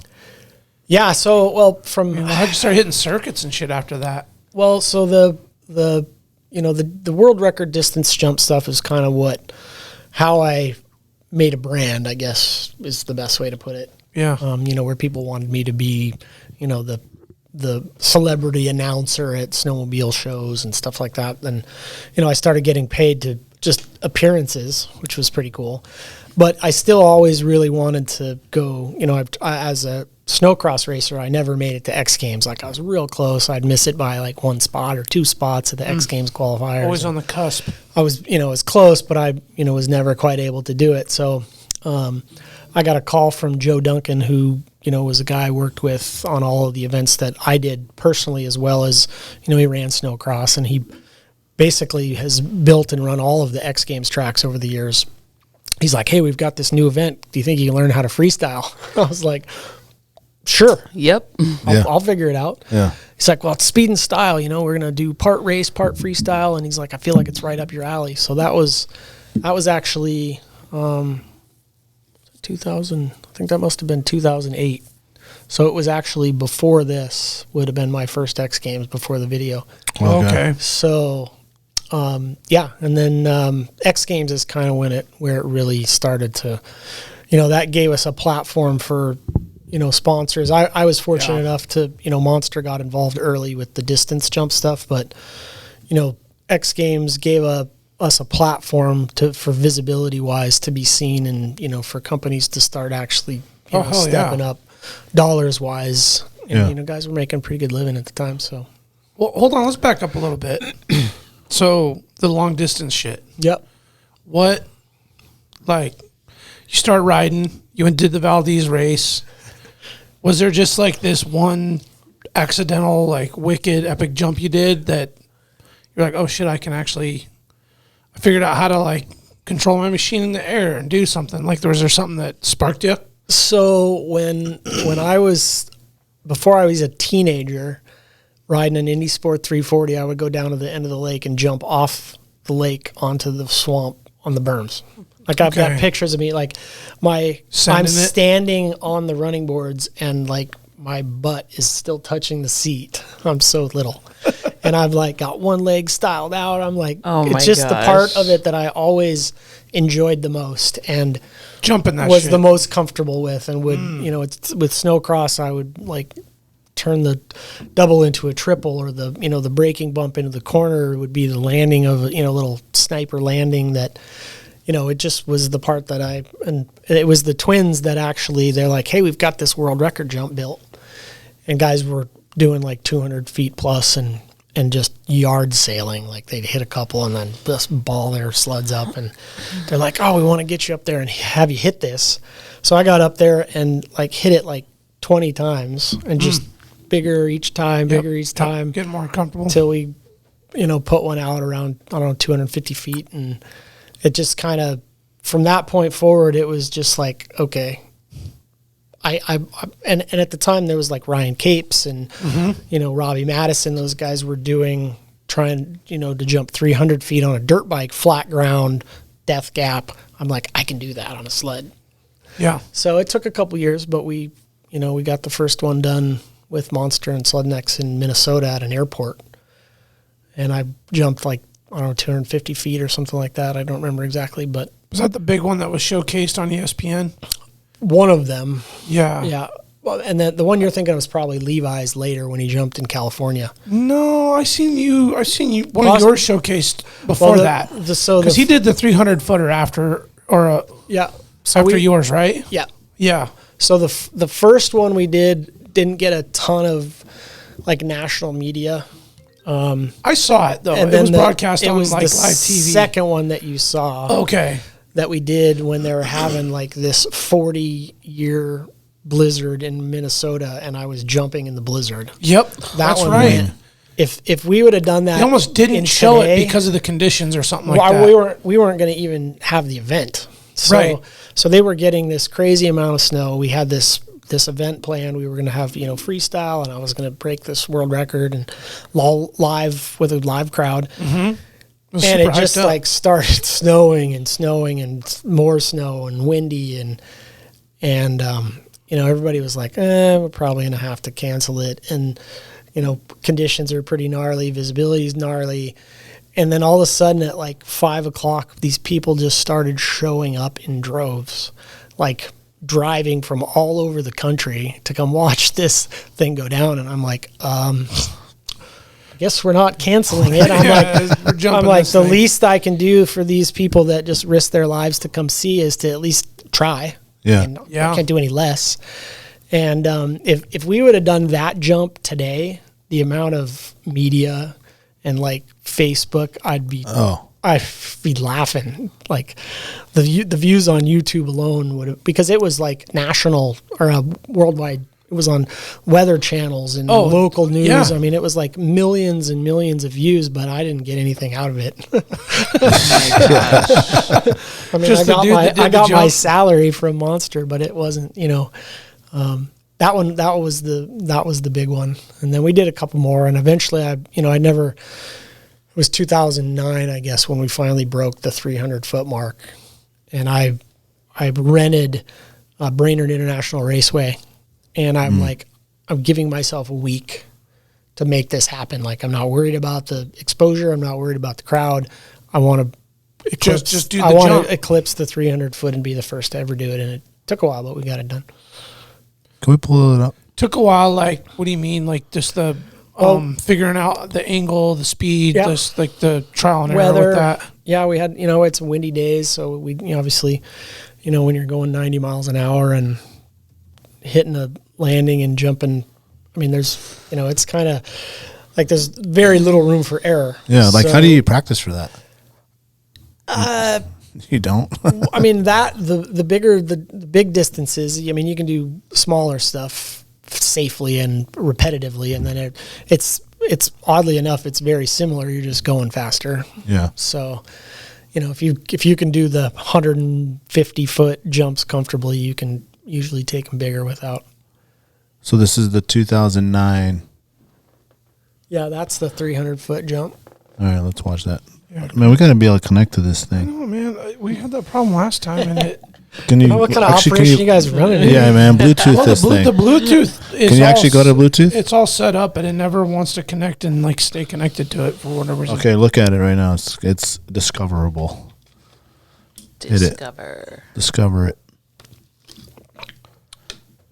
Yeah, I imagine like scientists or like mathematicians, they're like calculating, okay, this is how fast you need to go, and this is the angle of, but at that point you're just kind of cowboying. Yeah, it wasn't nearly that interesting. Yeah. So we would take and set the ramp at, say 150 feet, something that I was comfortable enough without any math. Yeah. That I could look at and know how fast I needed to go. And I'd hit that a few times, and we'd measure how fast I was going, where I'd land.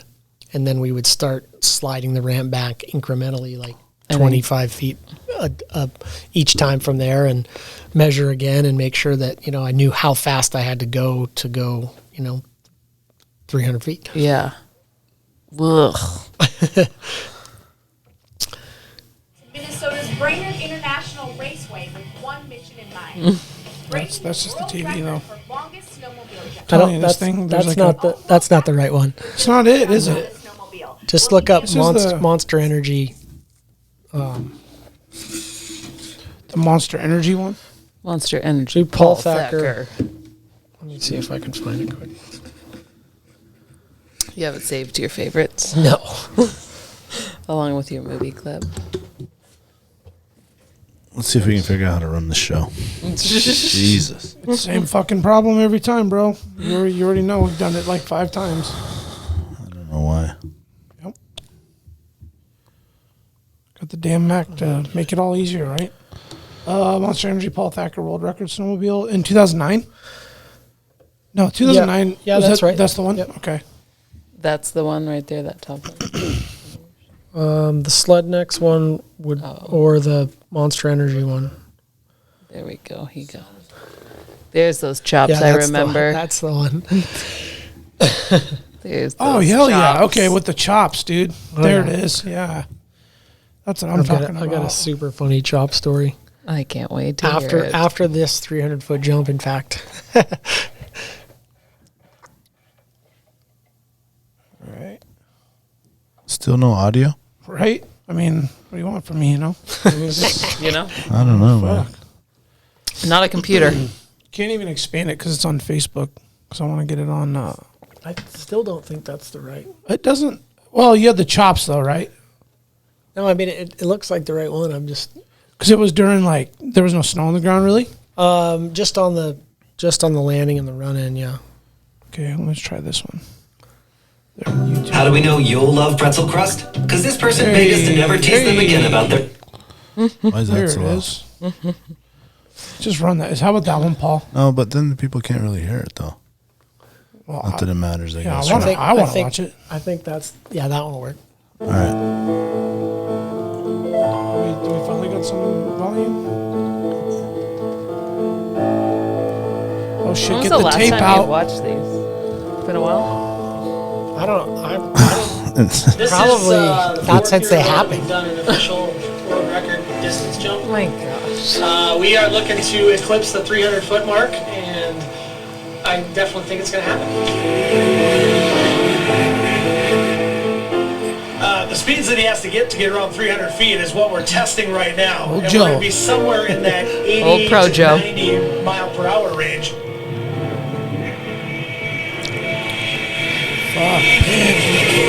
The dangers with this jump, if everything's not just perfect, from winds to the landing to the setup to the in run, you know, the tragedies to the athlete, to Paul, could be career ending.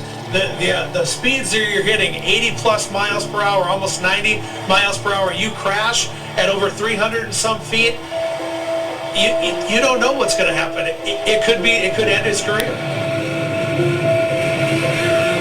As far as the dangers, I mean, it's not really a broken bones type scenario. It's going over the bag kind of deal. So, God, those chops. Yeah.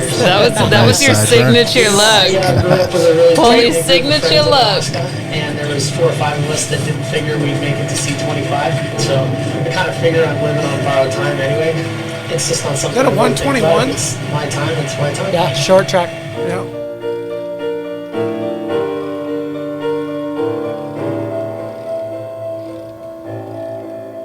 What'd you say to the ramp? I had a cross that a guy had made me.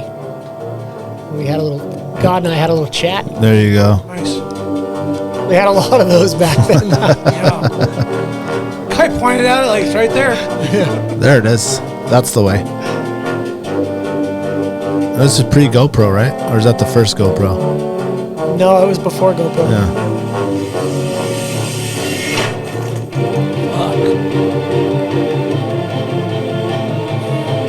Paul Thacker.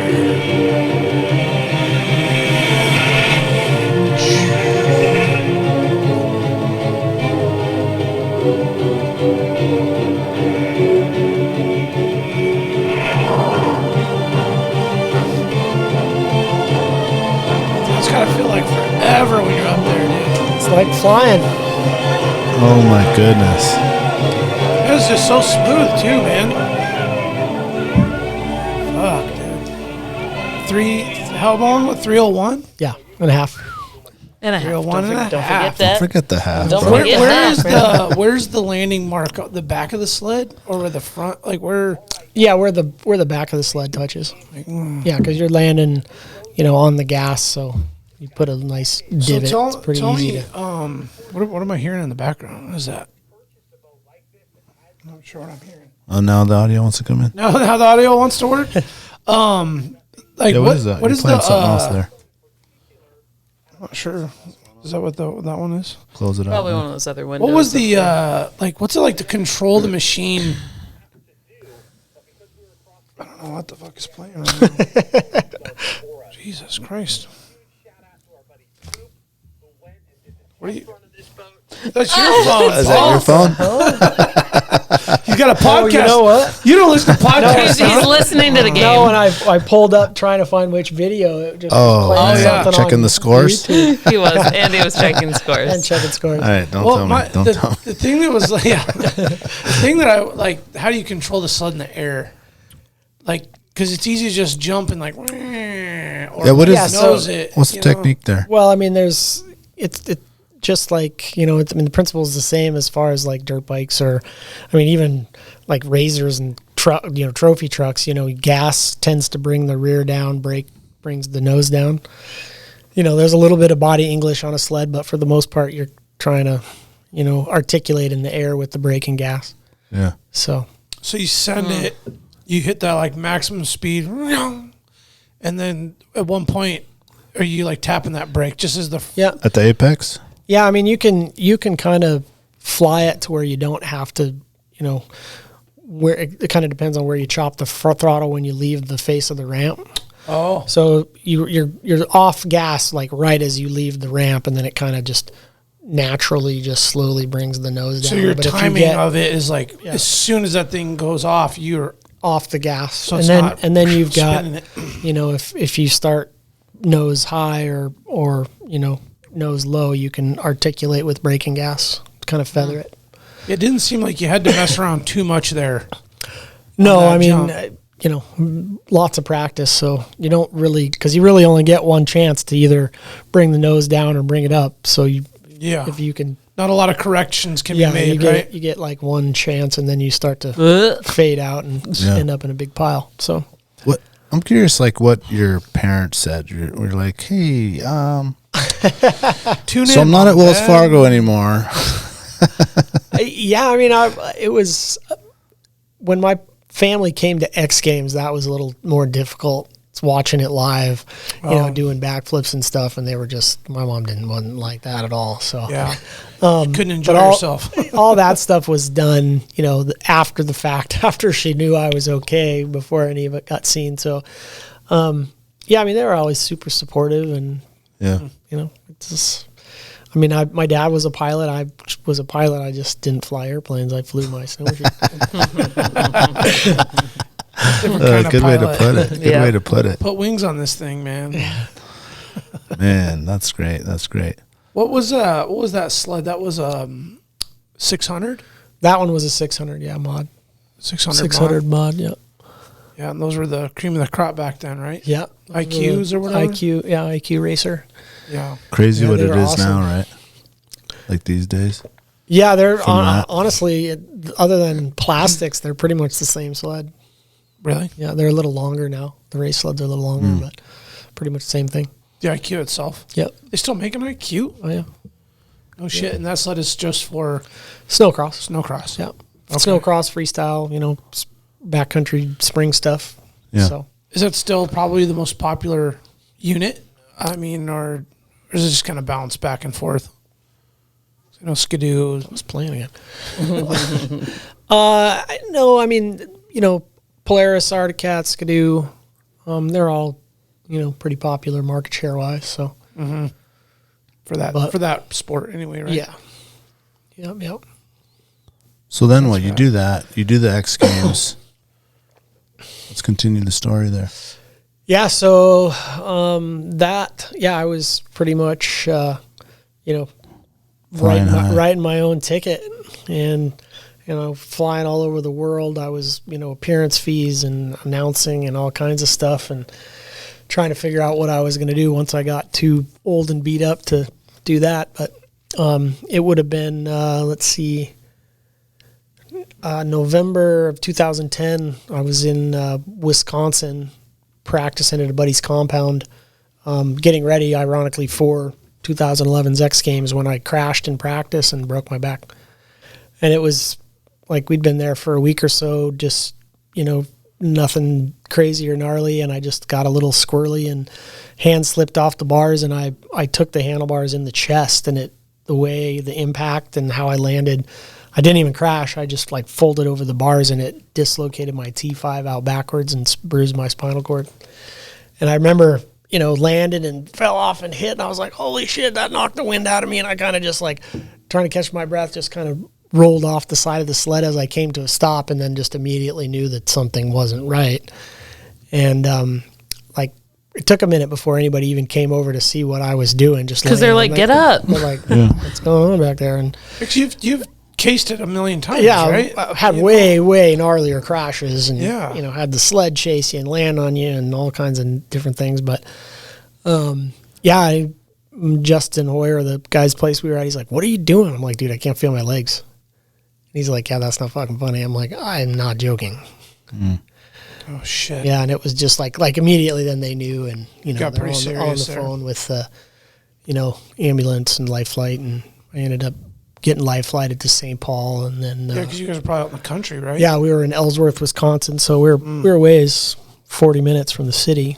So Yeah, and they bolted me back together, and then I did. I was in the hospital there for 2.5 weeks, 3 weeks, I guess, and then I went to Craig in Denver, did my rehab there. So I was supposed to be there for 6 months, and they gave me the boot after 3.5 weeks.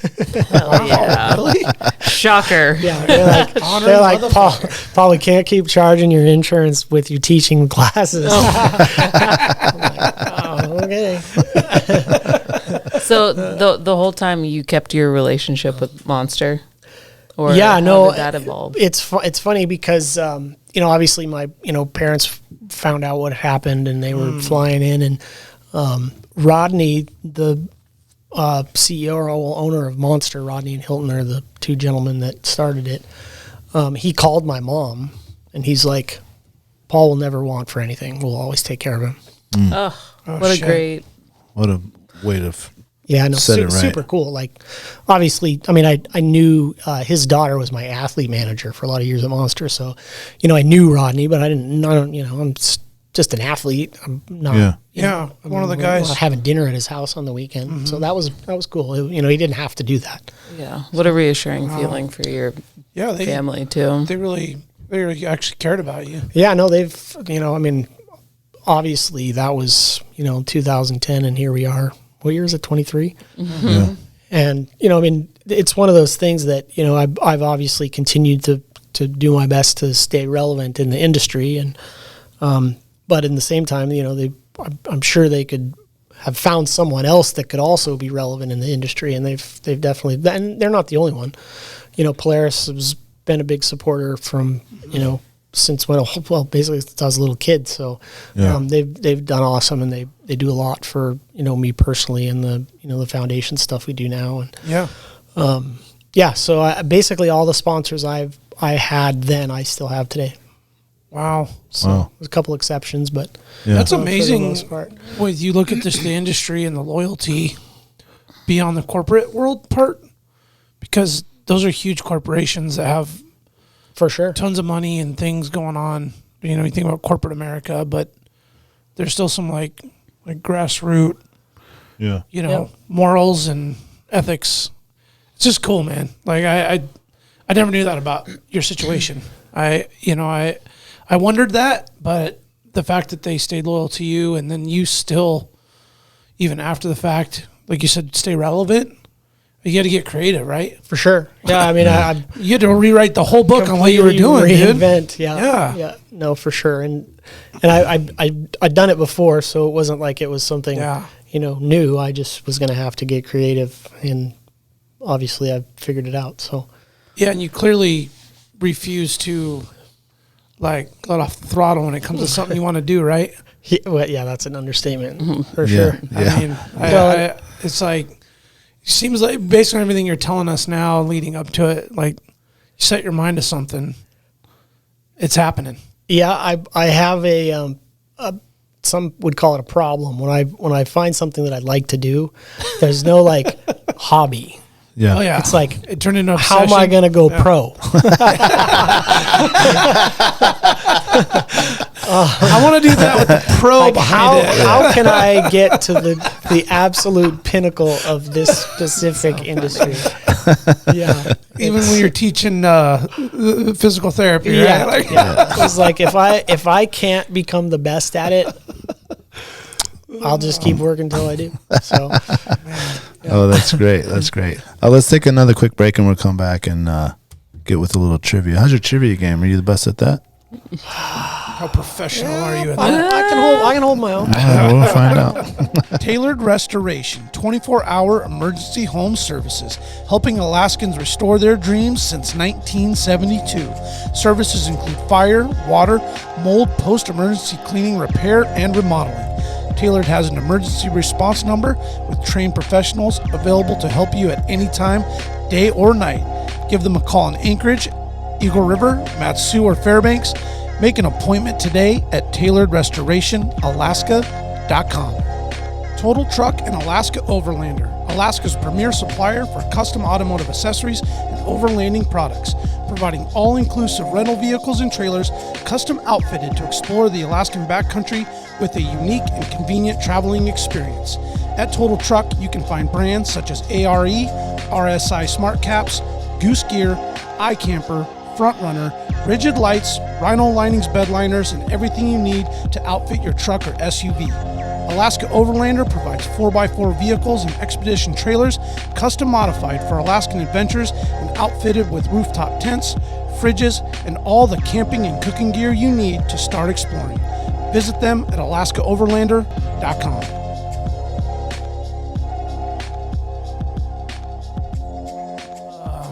Like from an inspirational perspective, you know, like, I mean, you're in a really, really cool position.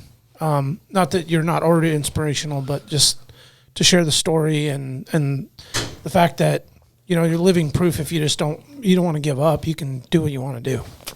Absolutely. You know? We're going to get into all that you're doing after that. Yeah. Oh, great. Man, you did not stop. That's 100% for sure. It's like never,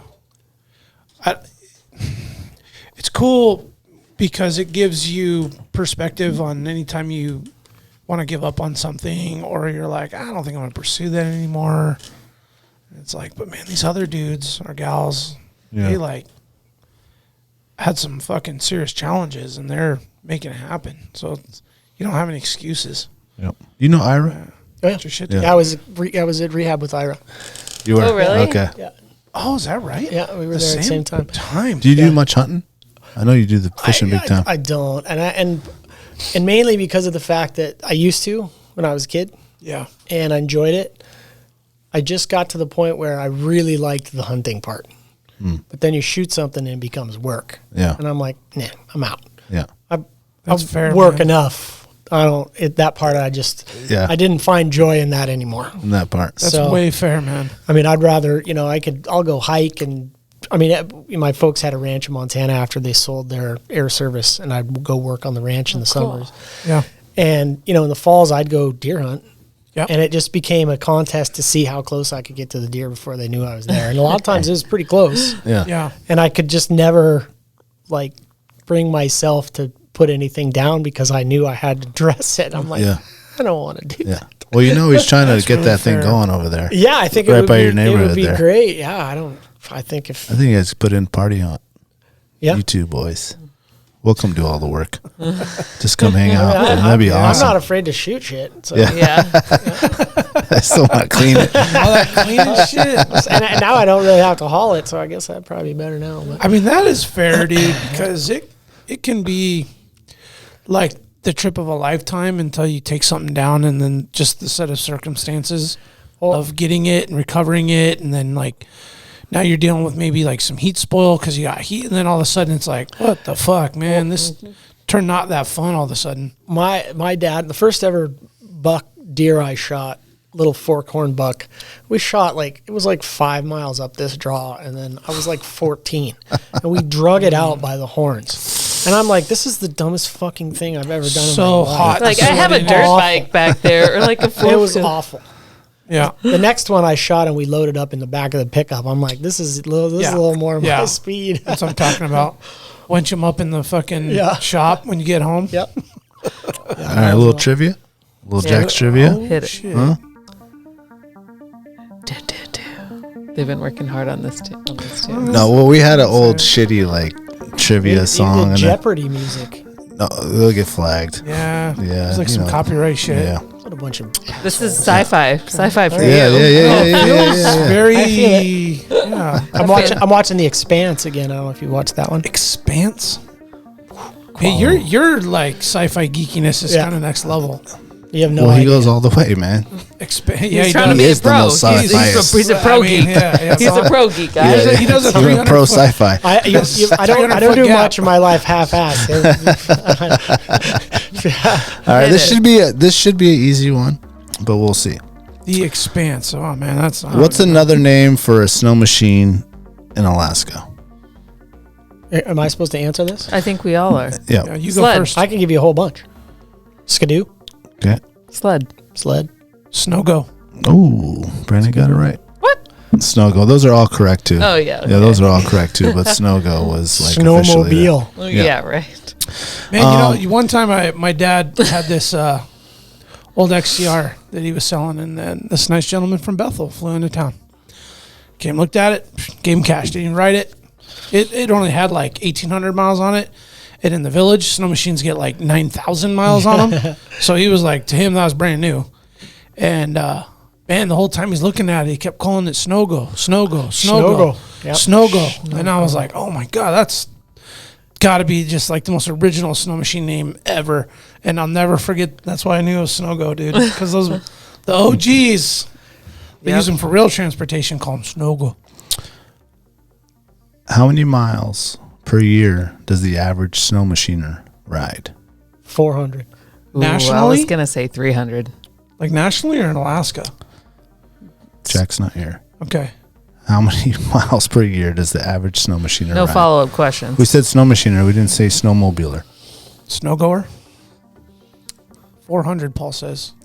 Emily says 300 and 215. The average snowmobiler, snow machiner, rides their snowmobile 1,402 miles per year in North America. That would make me the winner. It would. Yep, you are the winner. I'm not even Holy close, but shit. closer than you two Muppets. No shit. Well, that's whack. That's really low. I guess I'm just thinking about maybe the dude that just rides Turnagain a couple times a year and he only puts 18 miles. I'm not thinking about somebody that does Iron Dog. Or yeah, but in the States where there's just groomed trails forever, they put like 10,000 miles on it a year. Yeah. Okay. Well, even here, as when you're a kid riding around 5,000. you're going all over the place. Yeah. Lots of miles. Don't answer. Seriously, 5,000 215. miles in a season in 1 year. 2015. Okay. What percentage of snow machiners are women? 17. That's a good number. Really good That's a number. really good number. 21. The music is Dance music? better. Going on? It is better than dead air. It is, yeah. Ah, man, you guys, your numbers are If so I turn it up, does it help you? Yes. It's like X-Files music right Yeah. X-Files, Sigourney. man, that's better. Or not, Yeah. not Sigourney. Mulder. And Scully. Mulder and Scully. It's like Sigourney together. 39%. Ooh. That's a high number. 12%. He's killing it, 14, you man. said? 17. 17. Shit. Do you know these stats from some random fucking report you heard once? No. Just guess it. pro. Just a quick fact. Why do Alaskans call it snow machine versus snowmobile like the rest of the world? Snow machine may have been a reference to the utilitarian nature of the machines in rural Alaska, where they are a staple of winter transportation over long frozen distances. Snow machine isn't the only term used to describe the vehicles in rural Alaska. They're often referred to as snow-go or a snow-go, S-N-O or S-N-O-W. You know, the problem with that is that I used to always call them snow machines.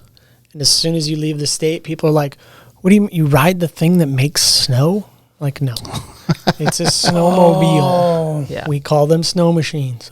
Wait, you ride the thing that makes... I'm like, okay, it's fucking It's a snowmobile. lose-lose. Yeah, no, it's not going to work. And did you know... Oh, hold on. One last question, Oh, and we'll yeah, get to yeah. Do You Know. Yeah. I want to drop it, dude. How fast did the first snowmobile go? 4 miles an hour. God damn it. That might be too fast. 30 miles an hour. Yeah, it was a Briggs and Stratton. Totally guessing that. And went 6.5 miles per hour. Polaris, Edgar and Alan Heaton, and David Johnson of Roswell, Minnesota, invented what we now know as the modern snowmobile in 1955 to 1956, but the early machines were really heavy, 1,000 pounds or so, and slow, 20 miles per hour. That's me, dog. This game is stupid. But the music though. It's great. 1,000 pound snow machine? Yeah, they're big. Yeah, that sucker's Steam- gapping they're like 6 steam feet. powered. Kerosene? Is kerosene powered? Wind. And Yeah, that's a sail. and did you know is brought to you by Anchortown Dogs? Ooh, Like it? I'd like that. Little plug there? Yeah. We're Thank going you. to start these new segment plugs. It was super awkward, not on time, but Daniel's hot dog stand's about to open, so I had to throw it out. Come get your dogs. You like hot dogs? Sounds Who doesn't delicious. like I hot love dogs? hot dogs. Almost as much as sci-fi. Tag those two things together. Oh, sci-fi and hot dogs. We call it Sci-Fi Did you have Saturdays. Sci-fi You're like, Saturdays. did you know? Daniel just did it. Got it. Oh, that was the did you know? I thought you were going to hit us I'm with like, something. what is it? I said, and this did you know was brought to you by. Because he was like, did you know the first snow machine was 1,000 pounds with 20 miles an hour? Got it. Well, we were all on the same page. we'll I was work on waiting that. for a huge. I thought that was like those the more you know NBC commercials from Right. back. We're working The more on you it. know, We're don't working do on it. drugs. Yeah, It was like, we're going to do this later in the show. Like, let's try it tonight. I'm like, okay. It's going to get clunky. Good effort. Good Yeah. effort. Audio. I want to get into Always evolving. your track rig. Oh, Can you pull up a picture of that? Yes. Actually, I feel like Well, there's been many which one? modifications or nope. Pretty it's- much box stock mine is. Yeah, from the beginning that was it. Yeah. We're talking about like The action track chair. The action track chair. Pull up that orange one right there. That's dope. There's- Oh, if you there's- just get it painted or what? No, they're different chairs. Oh, okay. Yeah, Oh, I different have a couple chairs. Different ones, yeah. So this one right here we got on Instagram. Look at that, man. What are we doing carrying you up the stairs, man? You should have brought that thing. So you much got does names that for these weigh? things? I don't. No, I so that one that you're showing right now, is that the green one? The green one just popped up, yeah. So that one actually stands up, which is kind of handy. Oh, okay. Oh, okay. So Yeah, you got to Oh, that was the one. So when you're fishing, I can once in a while I stand up. Usually it's too much of a pain in the ass, but it's good to stand when you've been sitting all day. You just Yeah. pop it up for a few minutes. Sure. But and then I have a smaller version down south that's actually like it's about the same footprint as a power wheelchair. Like so you can go through doors, and I mean I've taken it to Cabela's and to the movies and stuff like that. But yeah, they're pretty much a game changer as far as independence goes. I can load that one up and get out on the river. Well, lots of places now that we've found over the years by myself, which is pretty handy. It's definitely good for the your mental health, not going completely batshit insane. yeah. What's it get hung up on, if anything? I mean, you can get it high centered. You kind of got to be a little bit careful, but they're pretty. They're pretty gnarly. Have you ever gotten into a pickle? I have gotten into a pickle a few times. I've gotten it wet before. Had to, get helicoptered in some tools. And when I mean helicopter, I just had my mom drive them up Hatcher Pass to where they're fishing. But yeah, parts, I mean, Mom. once in a while, they, and as I use them more, I know that like the rear idler wheels tend to, wear out. So I, run them for a couple of years and then swap them out to make sure the bearings don't go bad on the side of a river and stuff like that. But usually the spots I go by myself are pretty mellow. If we get into gnarlier stuff, we've usually got somebody with. So Yeah. What's that thing weigh? Or the average? We're looking it's at about the orange one. that one's about 350 pounds. The bigger one's about 450. Yeah. So I mean, it's not going to tip over. Yeah. Anything like that. They're planted. So you have them. Yeah, it you looked have a very few, and they're stationary. spread out. So like when you said down in the States, like Yeah, you have one. In my trailer down there, I've got one, and then I've got one up here. Cool.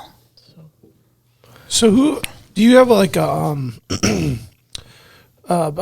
a specific manufacturer that builds those? Like did they reach out to you? Did you?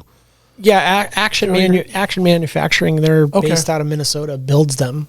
Okay. And I've worked with them for quite a few years now. They used to, when they started doing the adaptive sports at X Games, they'd send out a few chairs so the guys could use them, and then I started working with them, put a program together as far as social media and reach and what kind of stuff they wanted exposure with, and then we've worked together for a decade or so.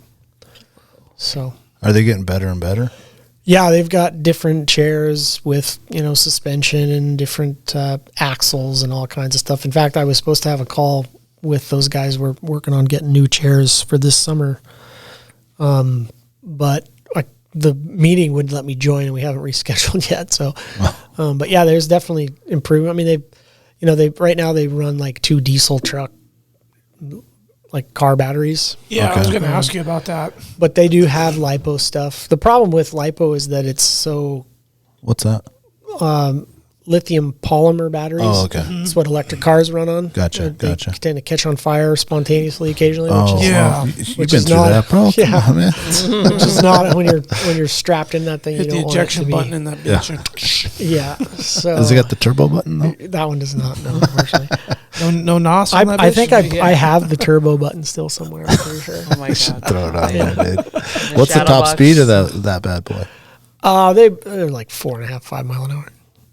Which is Do you plenty find yourself fast. like leaning forward? No.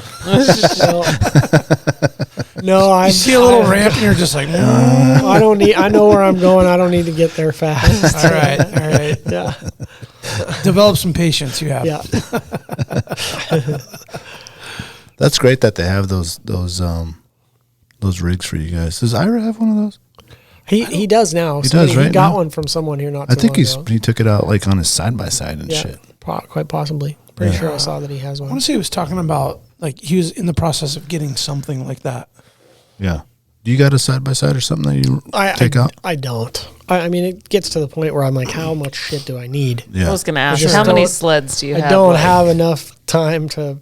I only have one sled at the moment. I've sold all the other ones. So Wow, that one's for sale too. No. So you're done. no, Oh, no. I get new Like- ones. I get new ones every year. So I see. Okay. Do you what like do you get to ride much? I mean, as far as pleasure riding? yeah, Yeah. yeah. No, I mean, I put. Oh, I don't know. I probably put between You mean to play the 600, music? 700 miles on 750 miles on this year. Oh, Most- that's, most of that's it's all really down good. south, yeah, that's but- good riding. I didn't have a sled up here this year because of it was with COVID and stuff and supply chains. It was I just didn't. Everything that I got ended up down in the lower 48. So Yeah. But Is that the it's- latest rig, the red one? Yeah, Is it that's the red on the bottom picture there. Yeah. That's mine. nice. My sled. So It's Oh, nice. they put a little like back thing, like a. yeah, we had sheet metal fabricators built the seat for me. So it's like a regular stock seat and a 2-up seat kind of married together with a Okay. aluminum Okay. frame. So you work with them every year and they mod it like for you, essentially. Yeah, I mean the seat I keep year to year. Yeah, cool. The sleds Okay, will just- transfers over. Yeah. So, I mean, I don't know if you guys already touched on this while I was gone, but like you have a foundation, right? Like you kind of Oh, yeah. breezed I- over we haven't that. Oh, I perfect, do, perfect segue. Yeah. So when I first got hurt and obviously went through the recovery process, at about the same time, the powers that be in the military wanted to ban energy drinks on base, and What the hell is that? well, they basically were blaming the excess caffeine on why guys weren't recovering faster from PTS. So they were just going to nix it. Anyway, it was actually Monster and Rockstar that went to Congress and whatnot. Wow. And they're like, hey, why don't we work together and figure out what we can do to help the recovery process? Because obviously if you drink a pot of coffee before you try to go to bed, you're not going to sleep any better than if you drink a couple Monsters. Like it's the same shit, guys. Yeah. Yeah. Anyway, so what they found was that in the research, as far as like stick and ball sports, that action sports and our veterans, what happened, like neural pathways and synapses and all that stuff that's way above my pay grade, were the most alike. I'm sure it has something to do with the adrenaline part of, the first time, and I say this speech at all of my, veteran retreats.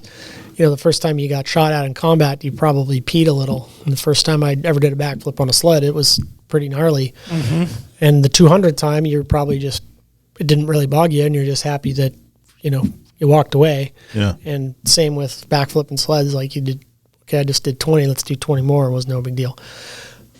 Anyway, so while Monster got together with some of the athletes that had been through traumatic experiences and wanted us to just tell our story of, what happened, recovery, what we were doing now, quality of life, all that stuff. And while the film crew flew up to Alaska, and I did the interview out at the Native Heritage Center.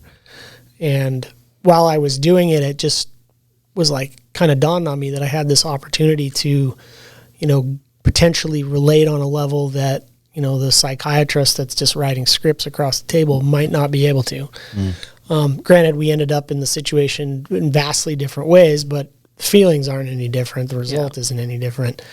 So, yeah, the next year I started a small nonprofit and I did one event for the next couple of years, and I just got back from doing my 5th snowmobile event for this year, and we'll do side-by-side stuff, take guys fly fishing, rent the RC track, get them down there for vet night, and get them behind the wheel with some RC cars. Basically all the things that I love to do and am passionate about, I just get an opportunity to share with the veteran community and, helping to build, peer groups. I mean, these guys, it's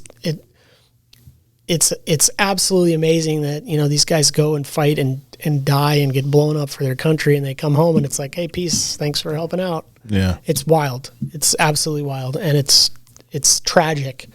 So, it's just one little thing that, I've been able to put together to help give back and be like, hey, we appreciate whether you feel that way or not. We do. And we're going to try and show a little bit of that. And it's not only has it obviously been a raging success, which is awesome. It's incredibly humbling and such a cool thing to be a part of. Great. But it's spawned other groups and other foundations to pop up and do similar stuff. And, it's a pretty powerful thing when, you have wives thanking you for giving husbands back and stuff like that. It's just, that's amazing, bro. When guys are like, I wouldn't be here if it weren't for this. I mean, that's pretty powerful shit. Yeah. What's it called? It is. It's the Paul Thacker Spinal Cord Recovery Foundation is what the long form name is, and we just call it PT11. Say it again. The Paul Thacker. Paul Thacker Spinal Cord Recovery Foundation. So we're kind of in process of, I'm going to change the name, and we're changing because it all was originally developed as kind of a byproduct of helping my recovery process. And that never came to fruition. I'm like, no, we're going to do this. This is a way better thing to do. So expands it way further. Well, and it's just a better, it's just what we should be doing. Right. So, there you go. And now we're working on bylaws and changing some stuff up so we can, get it exactly what it is instead of just what it was supposed to be, but what we're doing. It's been really cool to see your social media and errands when you guys are going and doing these veteran rides, and it's fun to follow along. And I'm just like, God, that's so cool. And it's quite an experience. And I've built a program to where basically all the volunteers that come and help are all guys that have been through the program, that are all veterans. Yeah. They just want to be involved. That want to be involved. And, lodges I work with that are doing their things on their own. And so it's been, and obviously Monster is a huge contributor to that. Hell yeah. Polaris as well. Straight Line Performance is a big one. Fly Racing. Those are the big, even AK Frost helps out quite a bit. I saw that. Yeah. Those guys are awesome. Yeah. That's cool. Really, really cool. Easy to work with. Yeah. So. Move it. Before we close it out, I know your latest thing is at RC, which every man and child in the world is down with that. Yeah. So I'm telling you, man, my kids. Listen, I know lots of grown ass motherfuckers that are into it. You see it, and you cannot stop. You cannot not stop and be like, "Oh, let me see this guy. Let me try. How do you do that? Let me try that." Well, so I did it when I was a kid, and I was like, I wanted to go to nationals. That was the big thing, obviously. And shocker, signed a pro contract here. Anyway, we used to finish the season with a big race at the fair, and I still have, a couple trophies, my 3rd place trophy from the Alaska State Fair, 2-wheel drive mod buggy. That was my claim to fame in RC racing, but they'd only give 2 spots for nationals. I'm like, oh shit, I didn't get to go.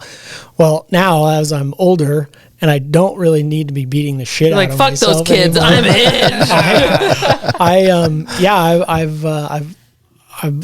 I'm full into it. It's a buddy of mine called me up. I guess it was January of last year, and he's like, "Hey, we race carpet touring cars downtown. You should come check it out." Yeah, that was like the worst phone call I could have gotten. Oh my gosh. So You want me to do what? Yeah. So I started doing that, and it took a little while to get back in the groove, and now I'm packing up and heading south and racing with 1,000 other people in Vegas in 2 weeks. So, So funny. Wow. Is that really like? Is that a big worldwide? national- Yeah. yeah, oh, yeah, Yeah. yeah. I mean, there's it's a giant industry. I mean, it's got to be a $5-6 billion a year industry. It's Is your huge. car a little monster car? Pull it up, No. man. He's got it on No, you there. don't. No, he's got it up you there. don't. You don't get if you want to be on the car. You got to be sponsoring it. Like There you Picture of go. it. I mean, There you I go. wear the Monster hoodie and the hat. It's but Versa. Yeah. they're gonna have to write a bigger check to get on the car. Oh shit! You're sending that thing. Yeah, it's pretty. Oh sweet. yeah. But You yeah, can it's go geek on it's that, huh? pretty. Oh, man. dude, it's a rabbit hole. I'd be best if you just never even looked into it. Don't look into it, It guys. seems like a fad. Like guys get into it, and then they sink about $3 or $4 and they're like, okay, man, this is getting really fucking expensive. No, because then you just sink another 3 or 4. Yep. And then it gets better. I mean, there are a shit. fair number. There's a hell of a lot more guys that make a living racing RC cars than there are racing snowmobiles. I guarantee What? that. Really? Yeah, for sure. What? Absolutely. Yeah, and I mean, these guys you are go pro? making 100%. Are you Pro gonna? RC? Did you? Well, I don't know. Is this a video of your car? Did you just do a whip, dude? Yeah. Yeah. On yeah. purpose. Oh god, Yeah. you heard it here first, folks. Yeah. Okay, I was like, that Dude, looks like a dirt bike whip, stuff- dude. Get yourself on YouTube and go down that rabbit hole. The shit you Oh see my Jesus God, guys Christ, do with you cars. did a whip, dude. Oh no. Well, That's not even a good one. Some of my I buddies. mean, I are just doing still noticed it. like Wow. full on upside down. It's wild. I think Brandon's getting turned on over here. I know, Sometimes. man. You got half chub going over Six to there. midnight. RC. It moved. It moved. Well, it's one of those things that every single boy in the world probably got into as a kid. Yep. And then, Yeah. now you can be professional. Man, I'm not even going to tell my kids that. How do you see the car? Like, are you on like a scissor lift or something, or like you up on an elevated Okay, position? yeah, because that's a Yeah, good there's video. a stand, driver stand. Oh, okay. So yeah, you're up elevated above the So track. you can see your car. And, yeah. I mean, damn. Yeah, I'm it's- very curious to watch through your socials how Oh, this shit. Vegas well, plays out. you can actually watch Stream the live. Vegas I'm sure. race. Yeah, Okay. Is it on ESPN the Ocho or what? it is live RC Live Live shit. RC. Yeah. Starting next Streaming next streaming Wednesday. app. I'll have one TV up with NHL and then another Yeah, TV I'll up see. with Yeah, Paul. it is. Yeah, it's super fun. Thacker, what's your car called, dude? Like, It's- what's your race car? Your one car? What's that thing? Well, I Like- don't have just one race car. Oh, okay. Yeah, you idiot. I mean, I have several. okay. This video, I'm seeing the same. Is it got a ish number? car. Is it still 11? You've got transponder, so you don't Okay. really. There's not. Okay. I do have a carpet indoor car that's got 11 on it. Yeah. So, and I've got the PT11. I've got the little handicap snowmobile guy. sticker Oh, on the sticker. Oh, on there. okay. Love it. Nice. Yeah, it's super fun, and it hurts a whole lot less when I crash. Yeah. Yeah, you just get another Yeah, car you out of the just- box and just go. Fix some parts and away instead of. You don't got to have a 90-foot trailer with like No. 9 sleds in it. Although I did buy a 16-foot RC trailer, so Workbenches and shit in there. yeah, Full workbenches. tool set. Oh yeah, A little wrap. mini track in there. Oh, The man. full wrap on the outside and everything. no, that we haven't gotten to that point yet, but we've talked Oh about it. man, you're gonna have to. I had no idea it was that big. Well, I was So noticing funny. your I mean, Thacker race trailer from the 300-foot jump, Yeah, and I know how like the Snow Machine Race Bros, like they got that fucking F350 Power Stroke wrapped with the Yeah. trailer wrapped, and well, I have a 40-foot diesel pusher okay, instead of the truck. I used to have a truck, and then is it all bought- wrapped up? Yeah, Sick. I'm thinking I'm gonna probably sell it, but I don't really use it all that much anymore. So Yeah. Well, that's cool that you got another thing that you're just so yeah, passionate it's about. just like yeah, it's. Is that going to be? Never mind. I can't wait to Is it see gonna where be the this last goes. one? Never. We'll see, right? I don't Never. have any idea. Never. I wish I could answer that question. Yeah. Are you into the RC aircraft? I have airplanes, helicopters, boats, you name it. I'm not surprised. Float planes are the best. I love the float They planes. got something good Oh, that goes what? on snow. Oh yeah, I have a ski ride snow machine. 7th scale. Looks just like my Really? Polaris. Yeah. Cool. Just straight It wheelie rips? monsters everywhere. Yeah. Seen those I on even YouTube. have a wrap for it. I just haven't had time to put it all together. So deep, so deep in the game. I mean, Hella, dude. Committed. there is No, he's like you stuck see in there this- now. You see this like 30-year-old outside facade, but really I'm like 16. No, you're not buying the 30-year-old. Yes, I am. Whatever. I am. 32-ish. Paul, end us with maybe some advice for Ooh. other adventure seekers such as yourself. Oh boy. Well, it's funny because I was kind of asked this question a little bit last night about how you like separate, if you do something that you love for work, how do you maintain to continue to love it? And that it's kind of a hard thing to do because, obviously I was an avid snowmobiler, snow machiner. And then once it became your job, it's a little different animal. It's not quite as much fun. But I kind of would give the same advice, that I gave those guys yesterday, and just anything that I've ever found that I enjoy, I kind of just fall in love with it. Yeah. Like there's no I kind of like to do it. It's like if I'm gonna do it, it's because I love to do it. Yep. If I can make a living doing it, then it's because I love to do it. I mean it's Full conviction. And I mean, you now I just keep adding things that I love to do. So, at first it was hockey. It's all I wanted to do. And then, I started riding sleds again, and it was that, and all those things I still love just the same. And, I mean, it's just what's the cliche, find something or do something you love for a living, you'll never work a day in your life. It's honest to God truth. If you can find, and I guess the second part of that would be to not be afraid to just go for it. Mm-hmm. Well Preach. said. Well said. When I was thinking about quitting Wells Fargo and going to, be a stunt double and ride sleds full time, I was like, man, Imagine if you said no. I'd be miserable for starters. I'd be rich as shit, Yeah. but I'd be miserable. And the gentleman that at the time, he's like the best advice I could ever I'll ever give or could ever give you is that if you're going to do something, just all in.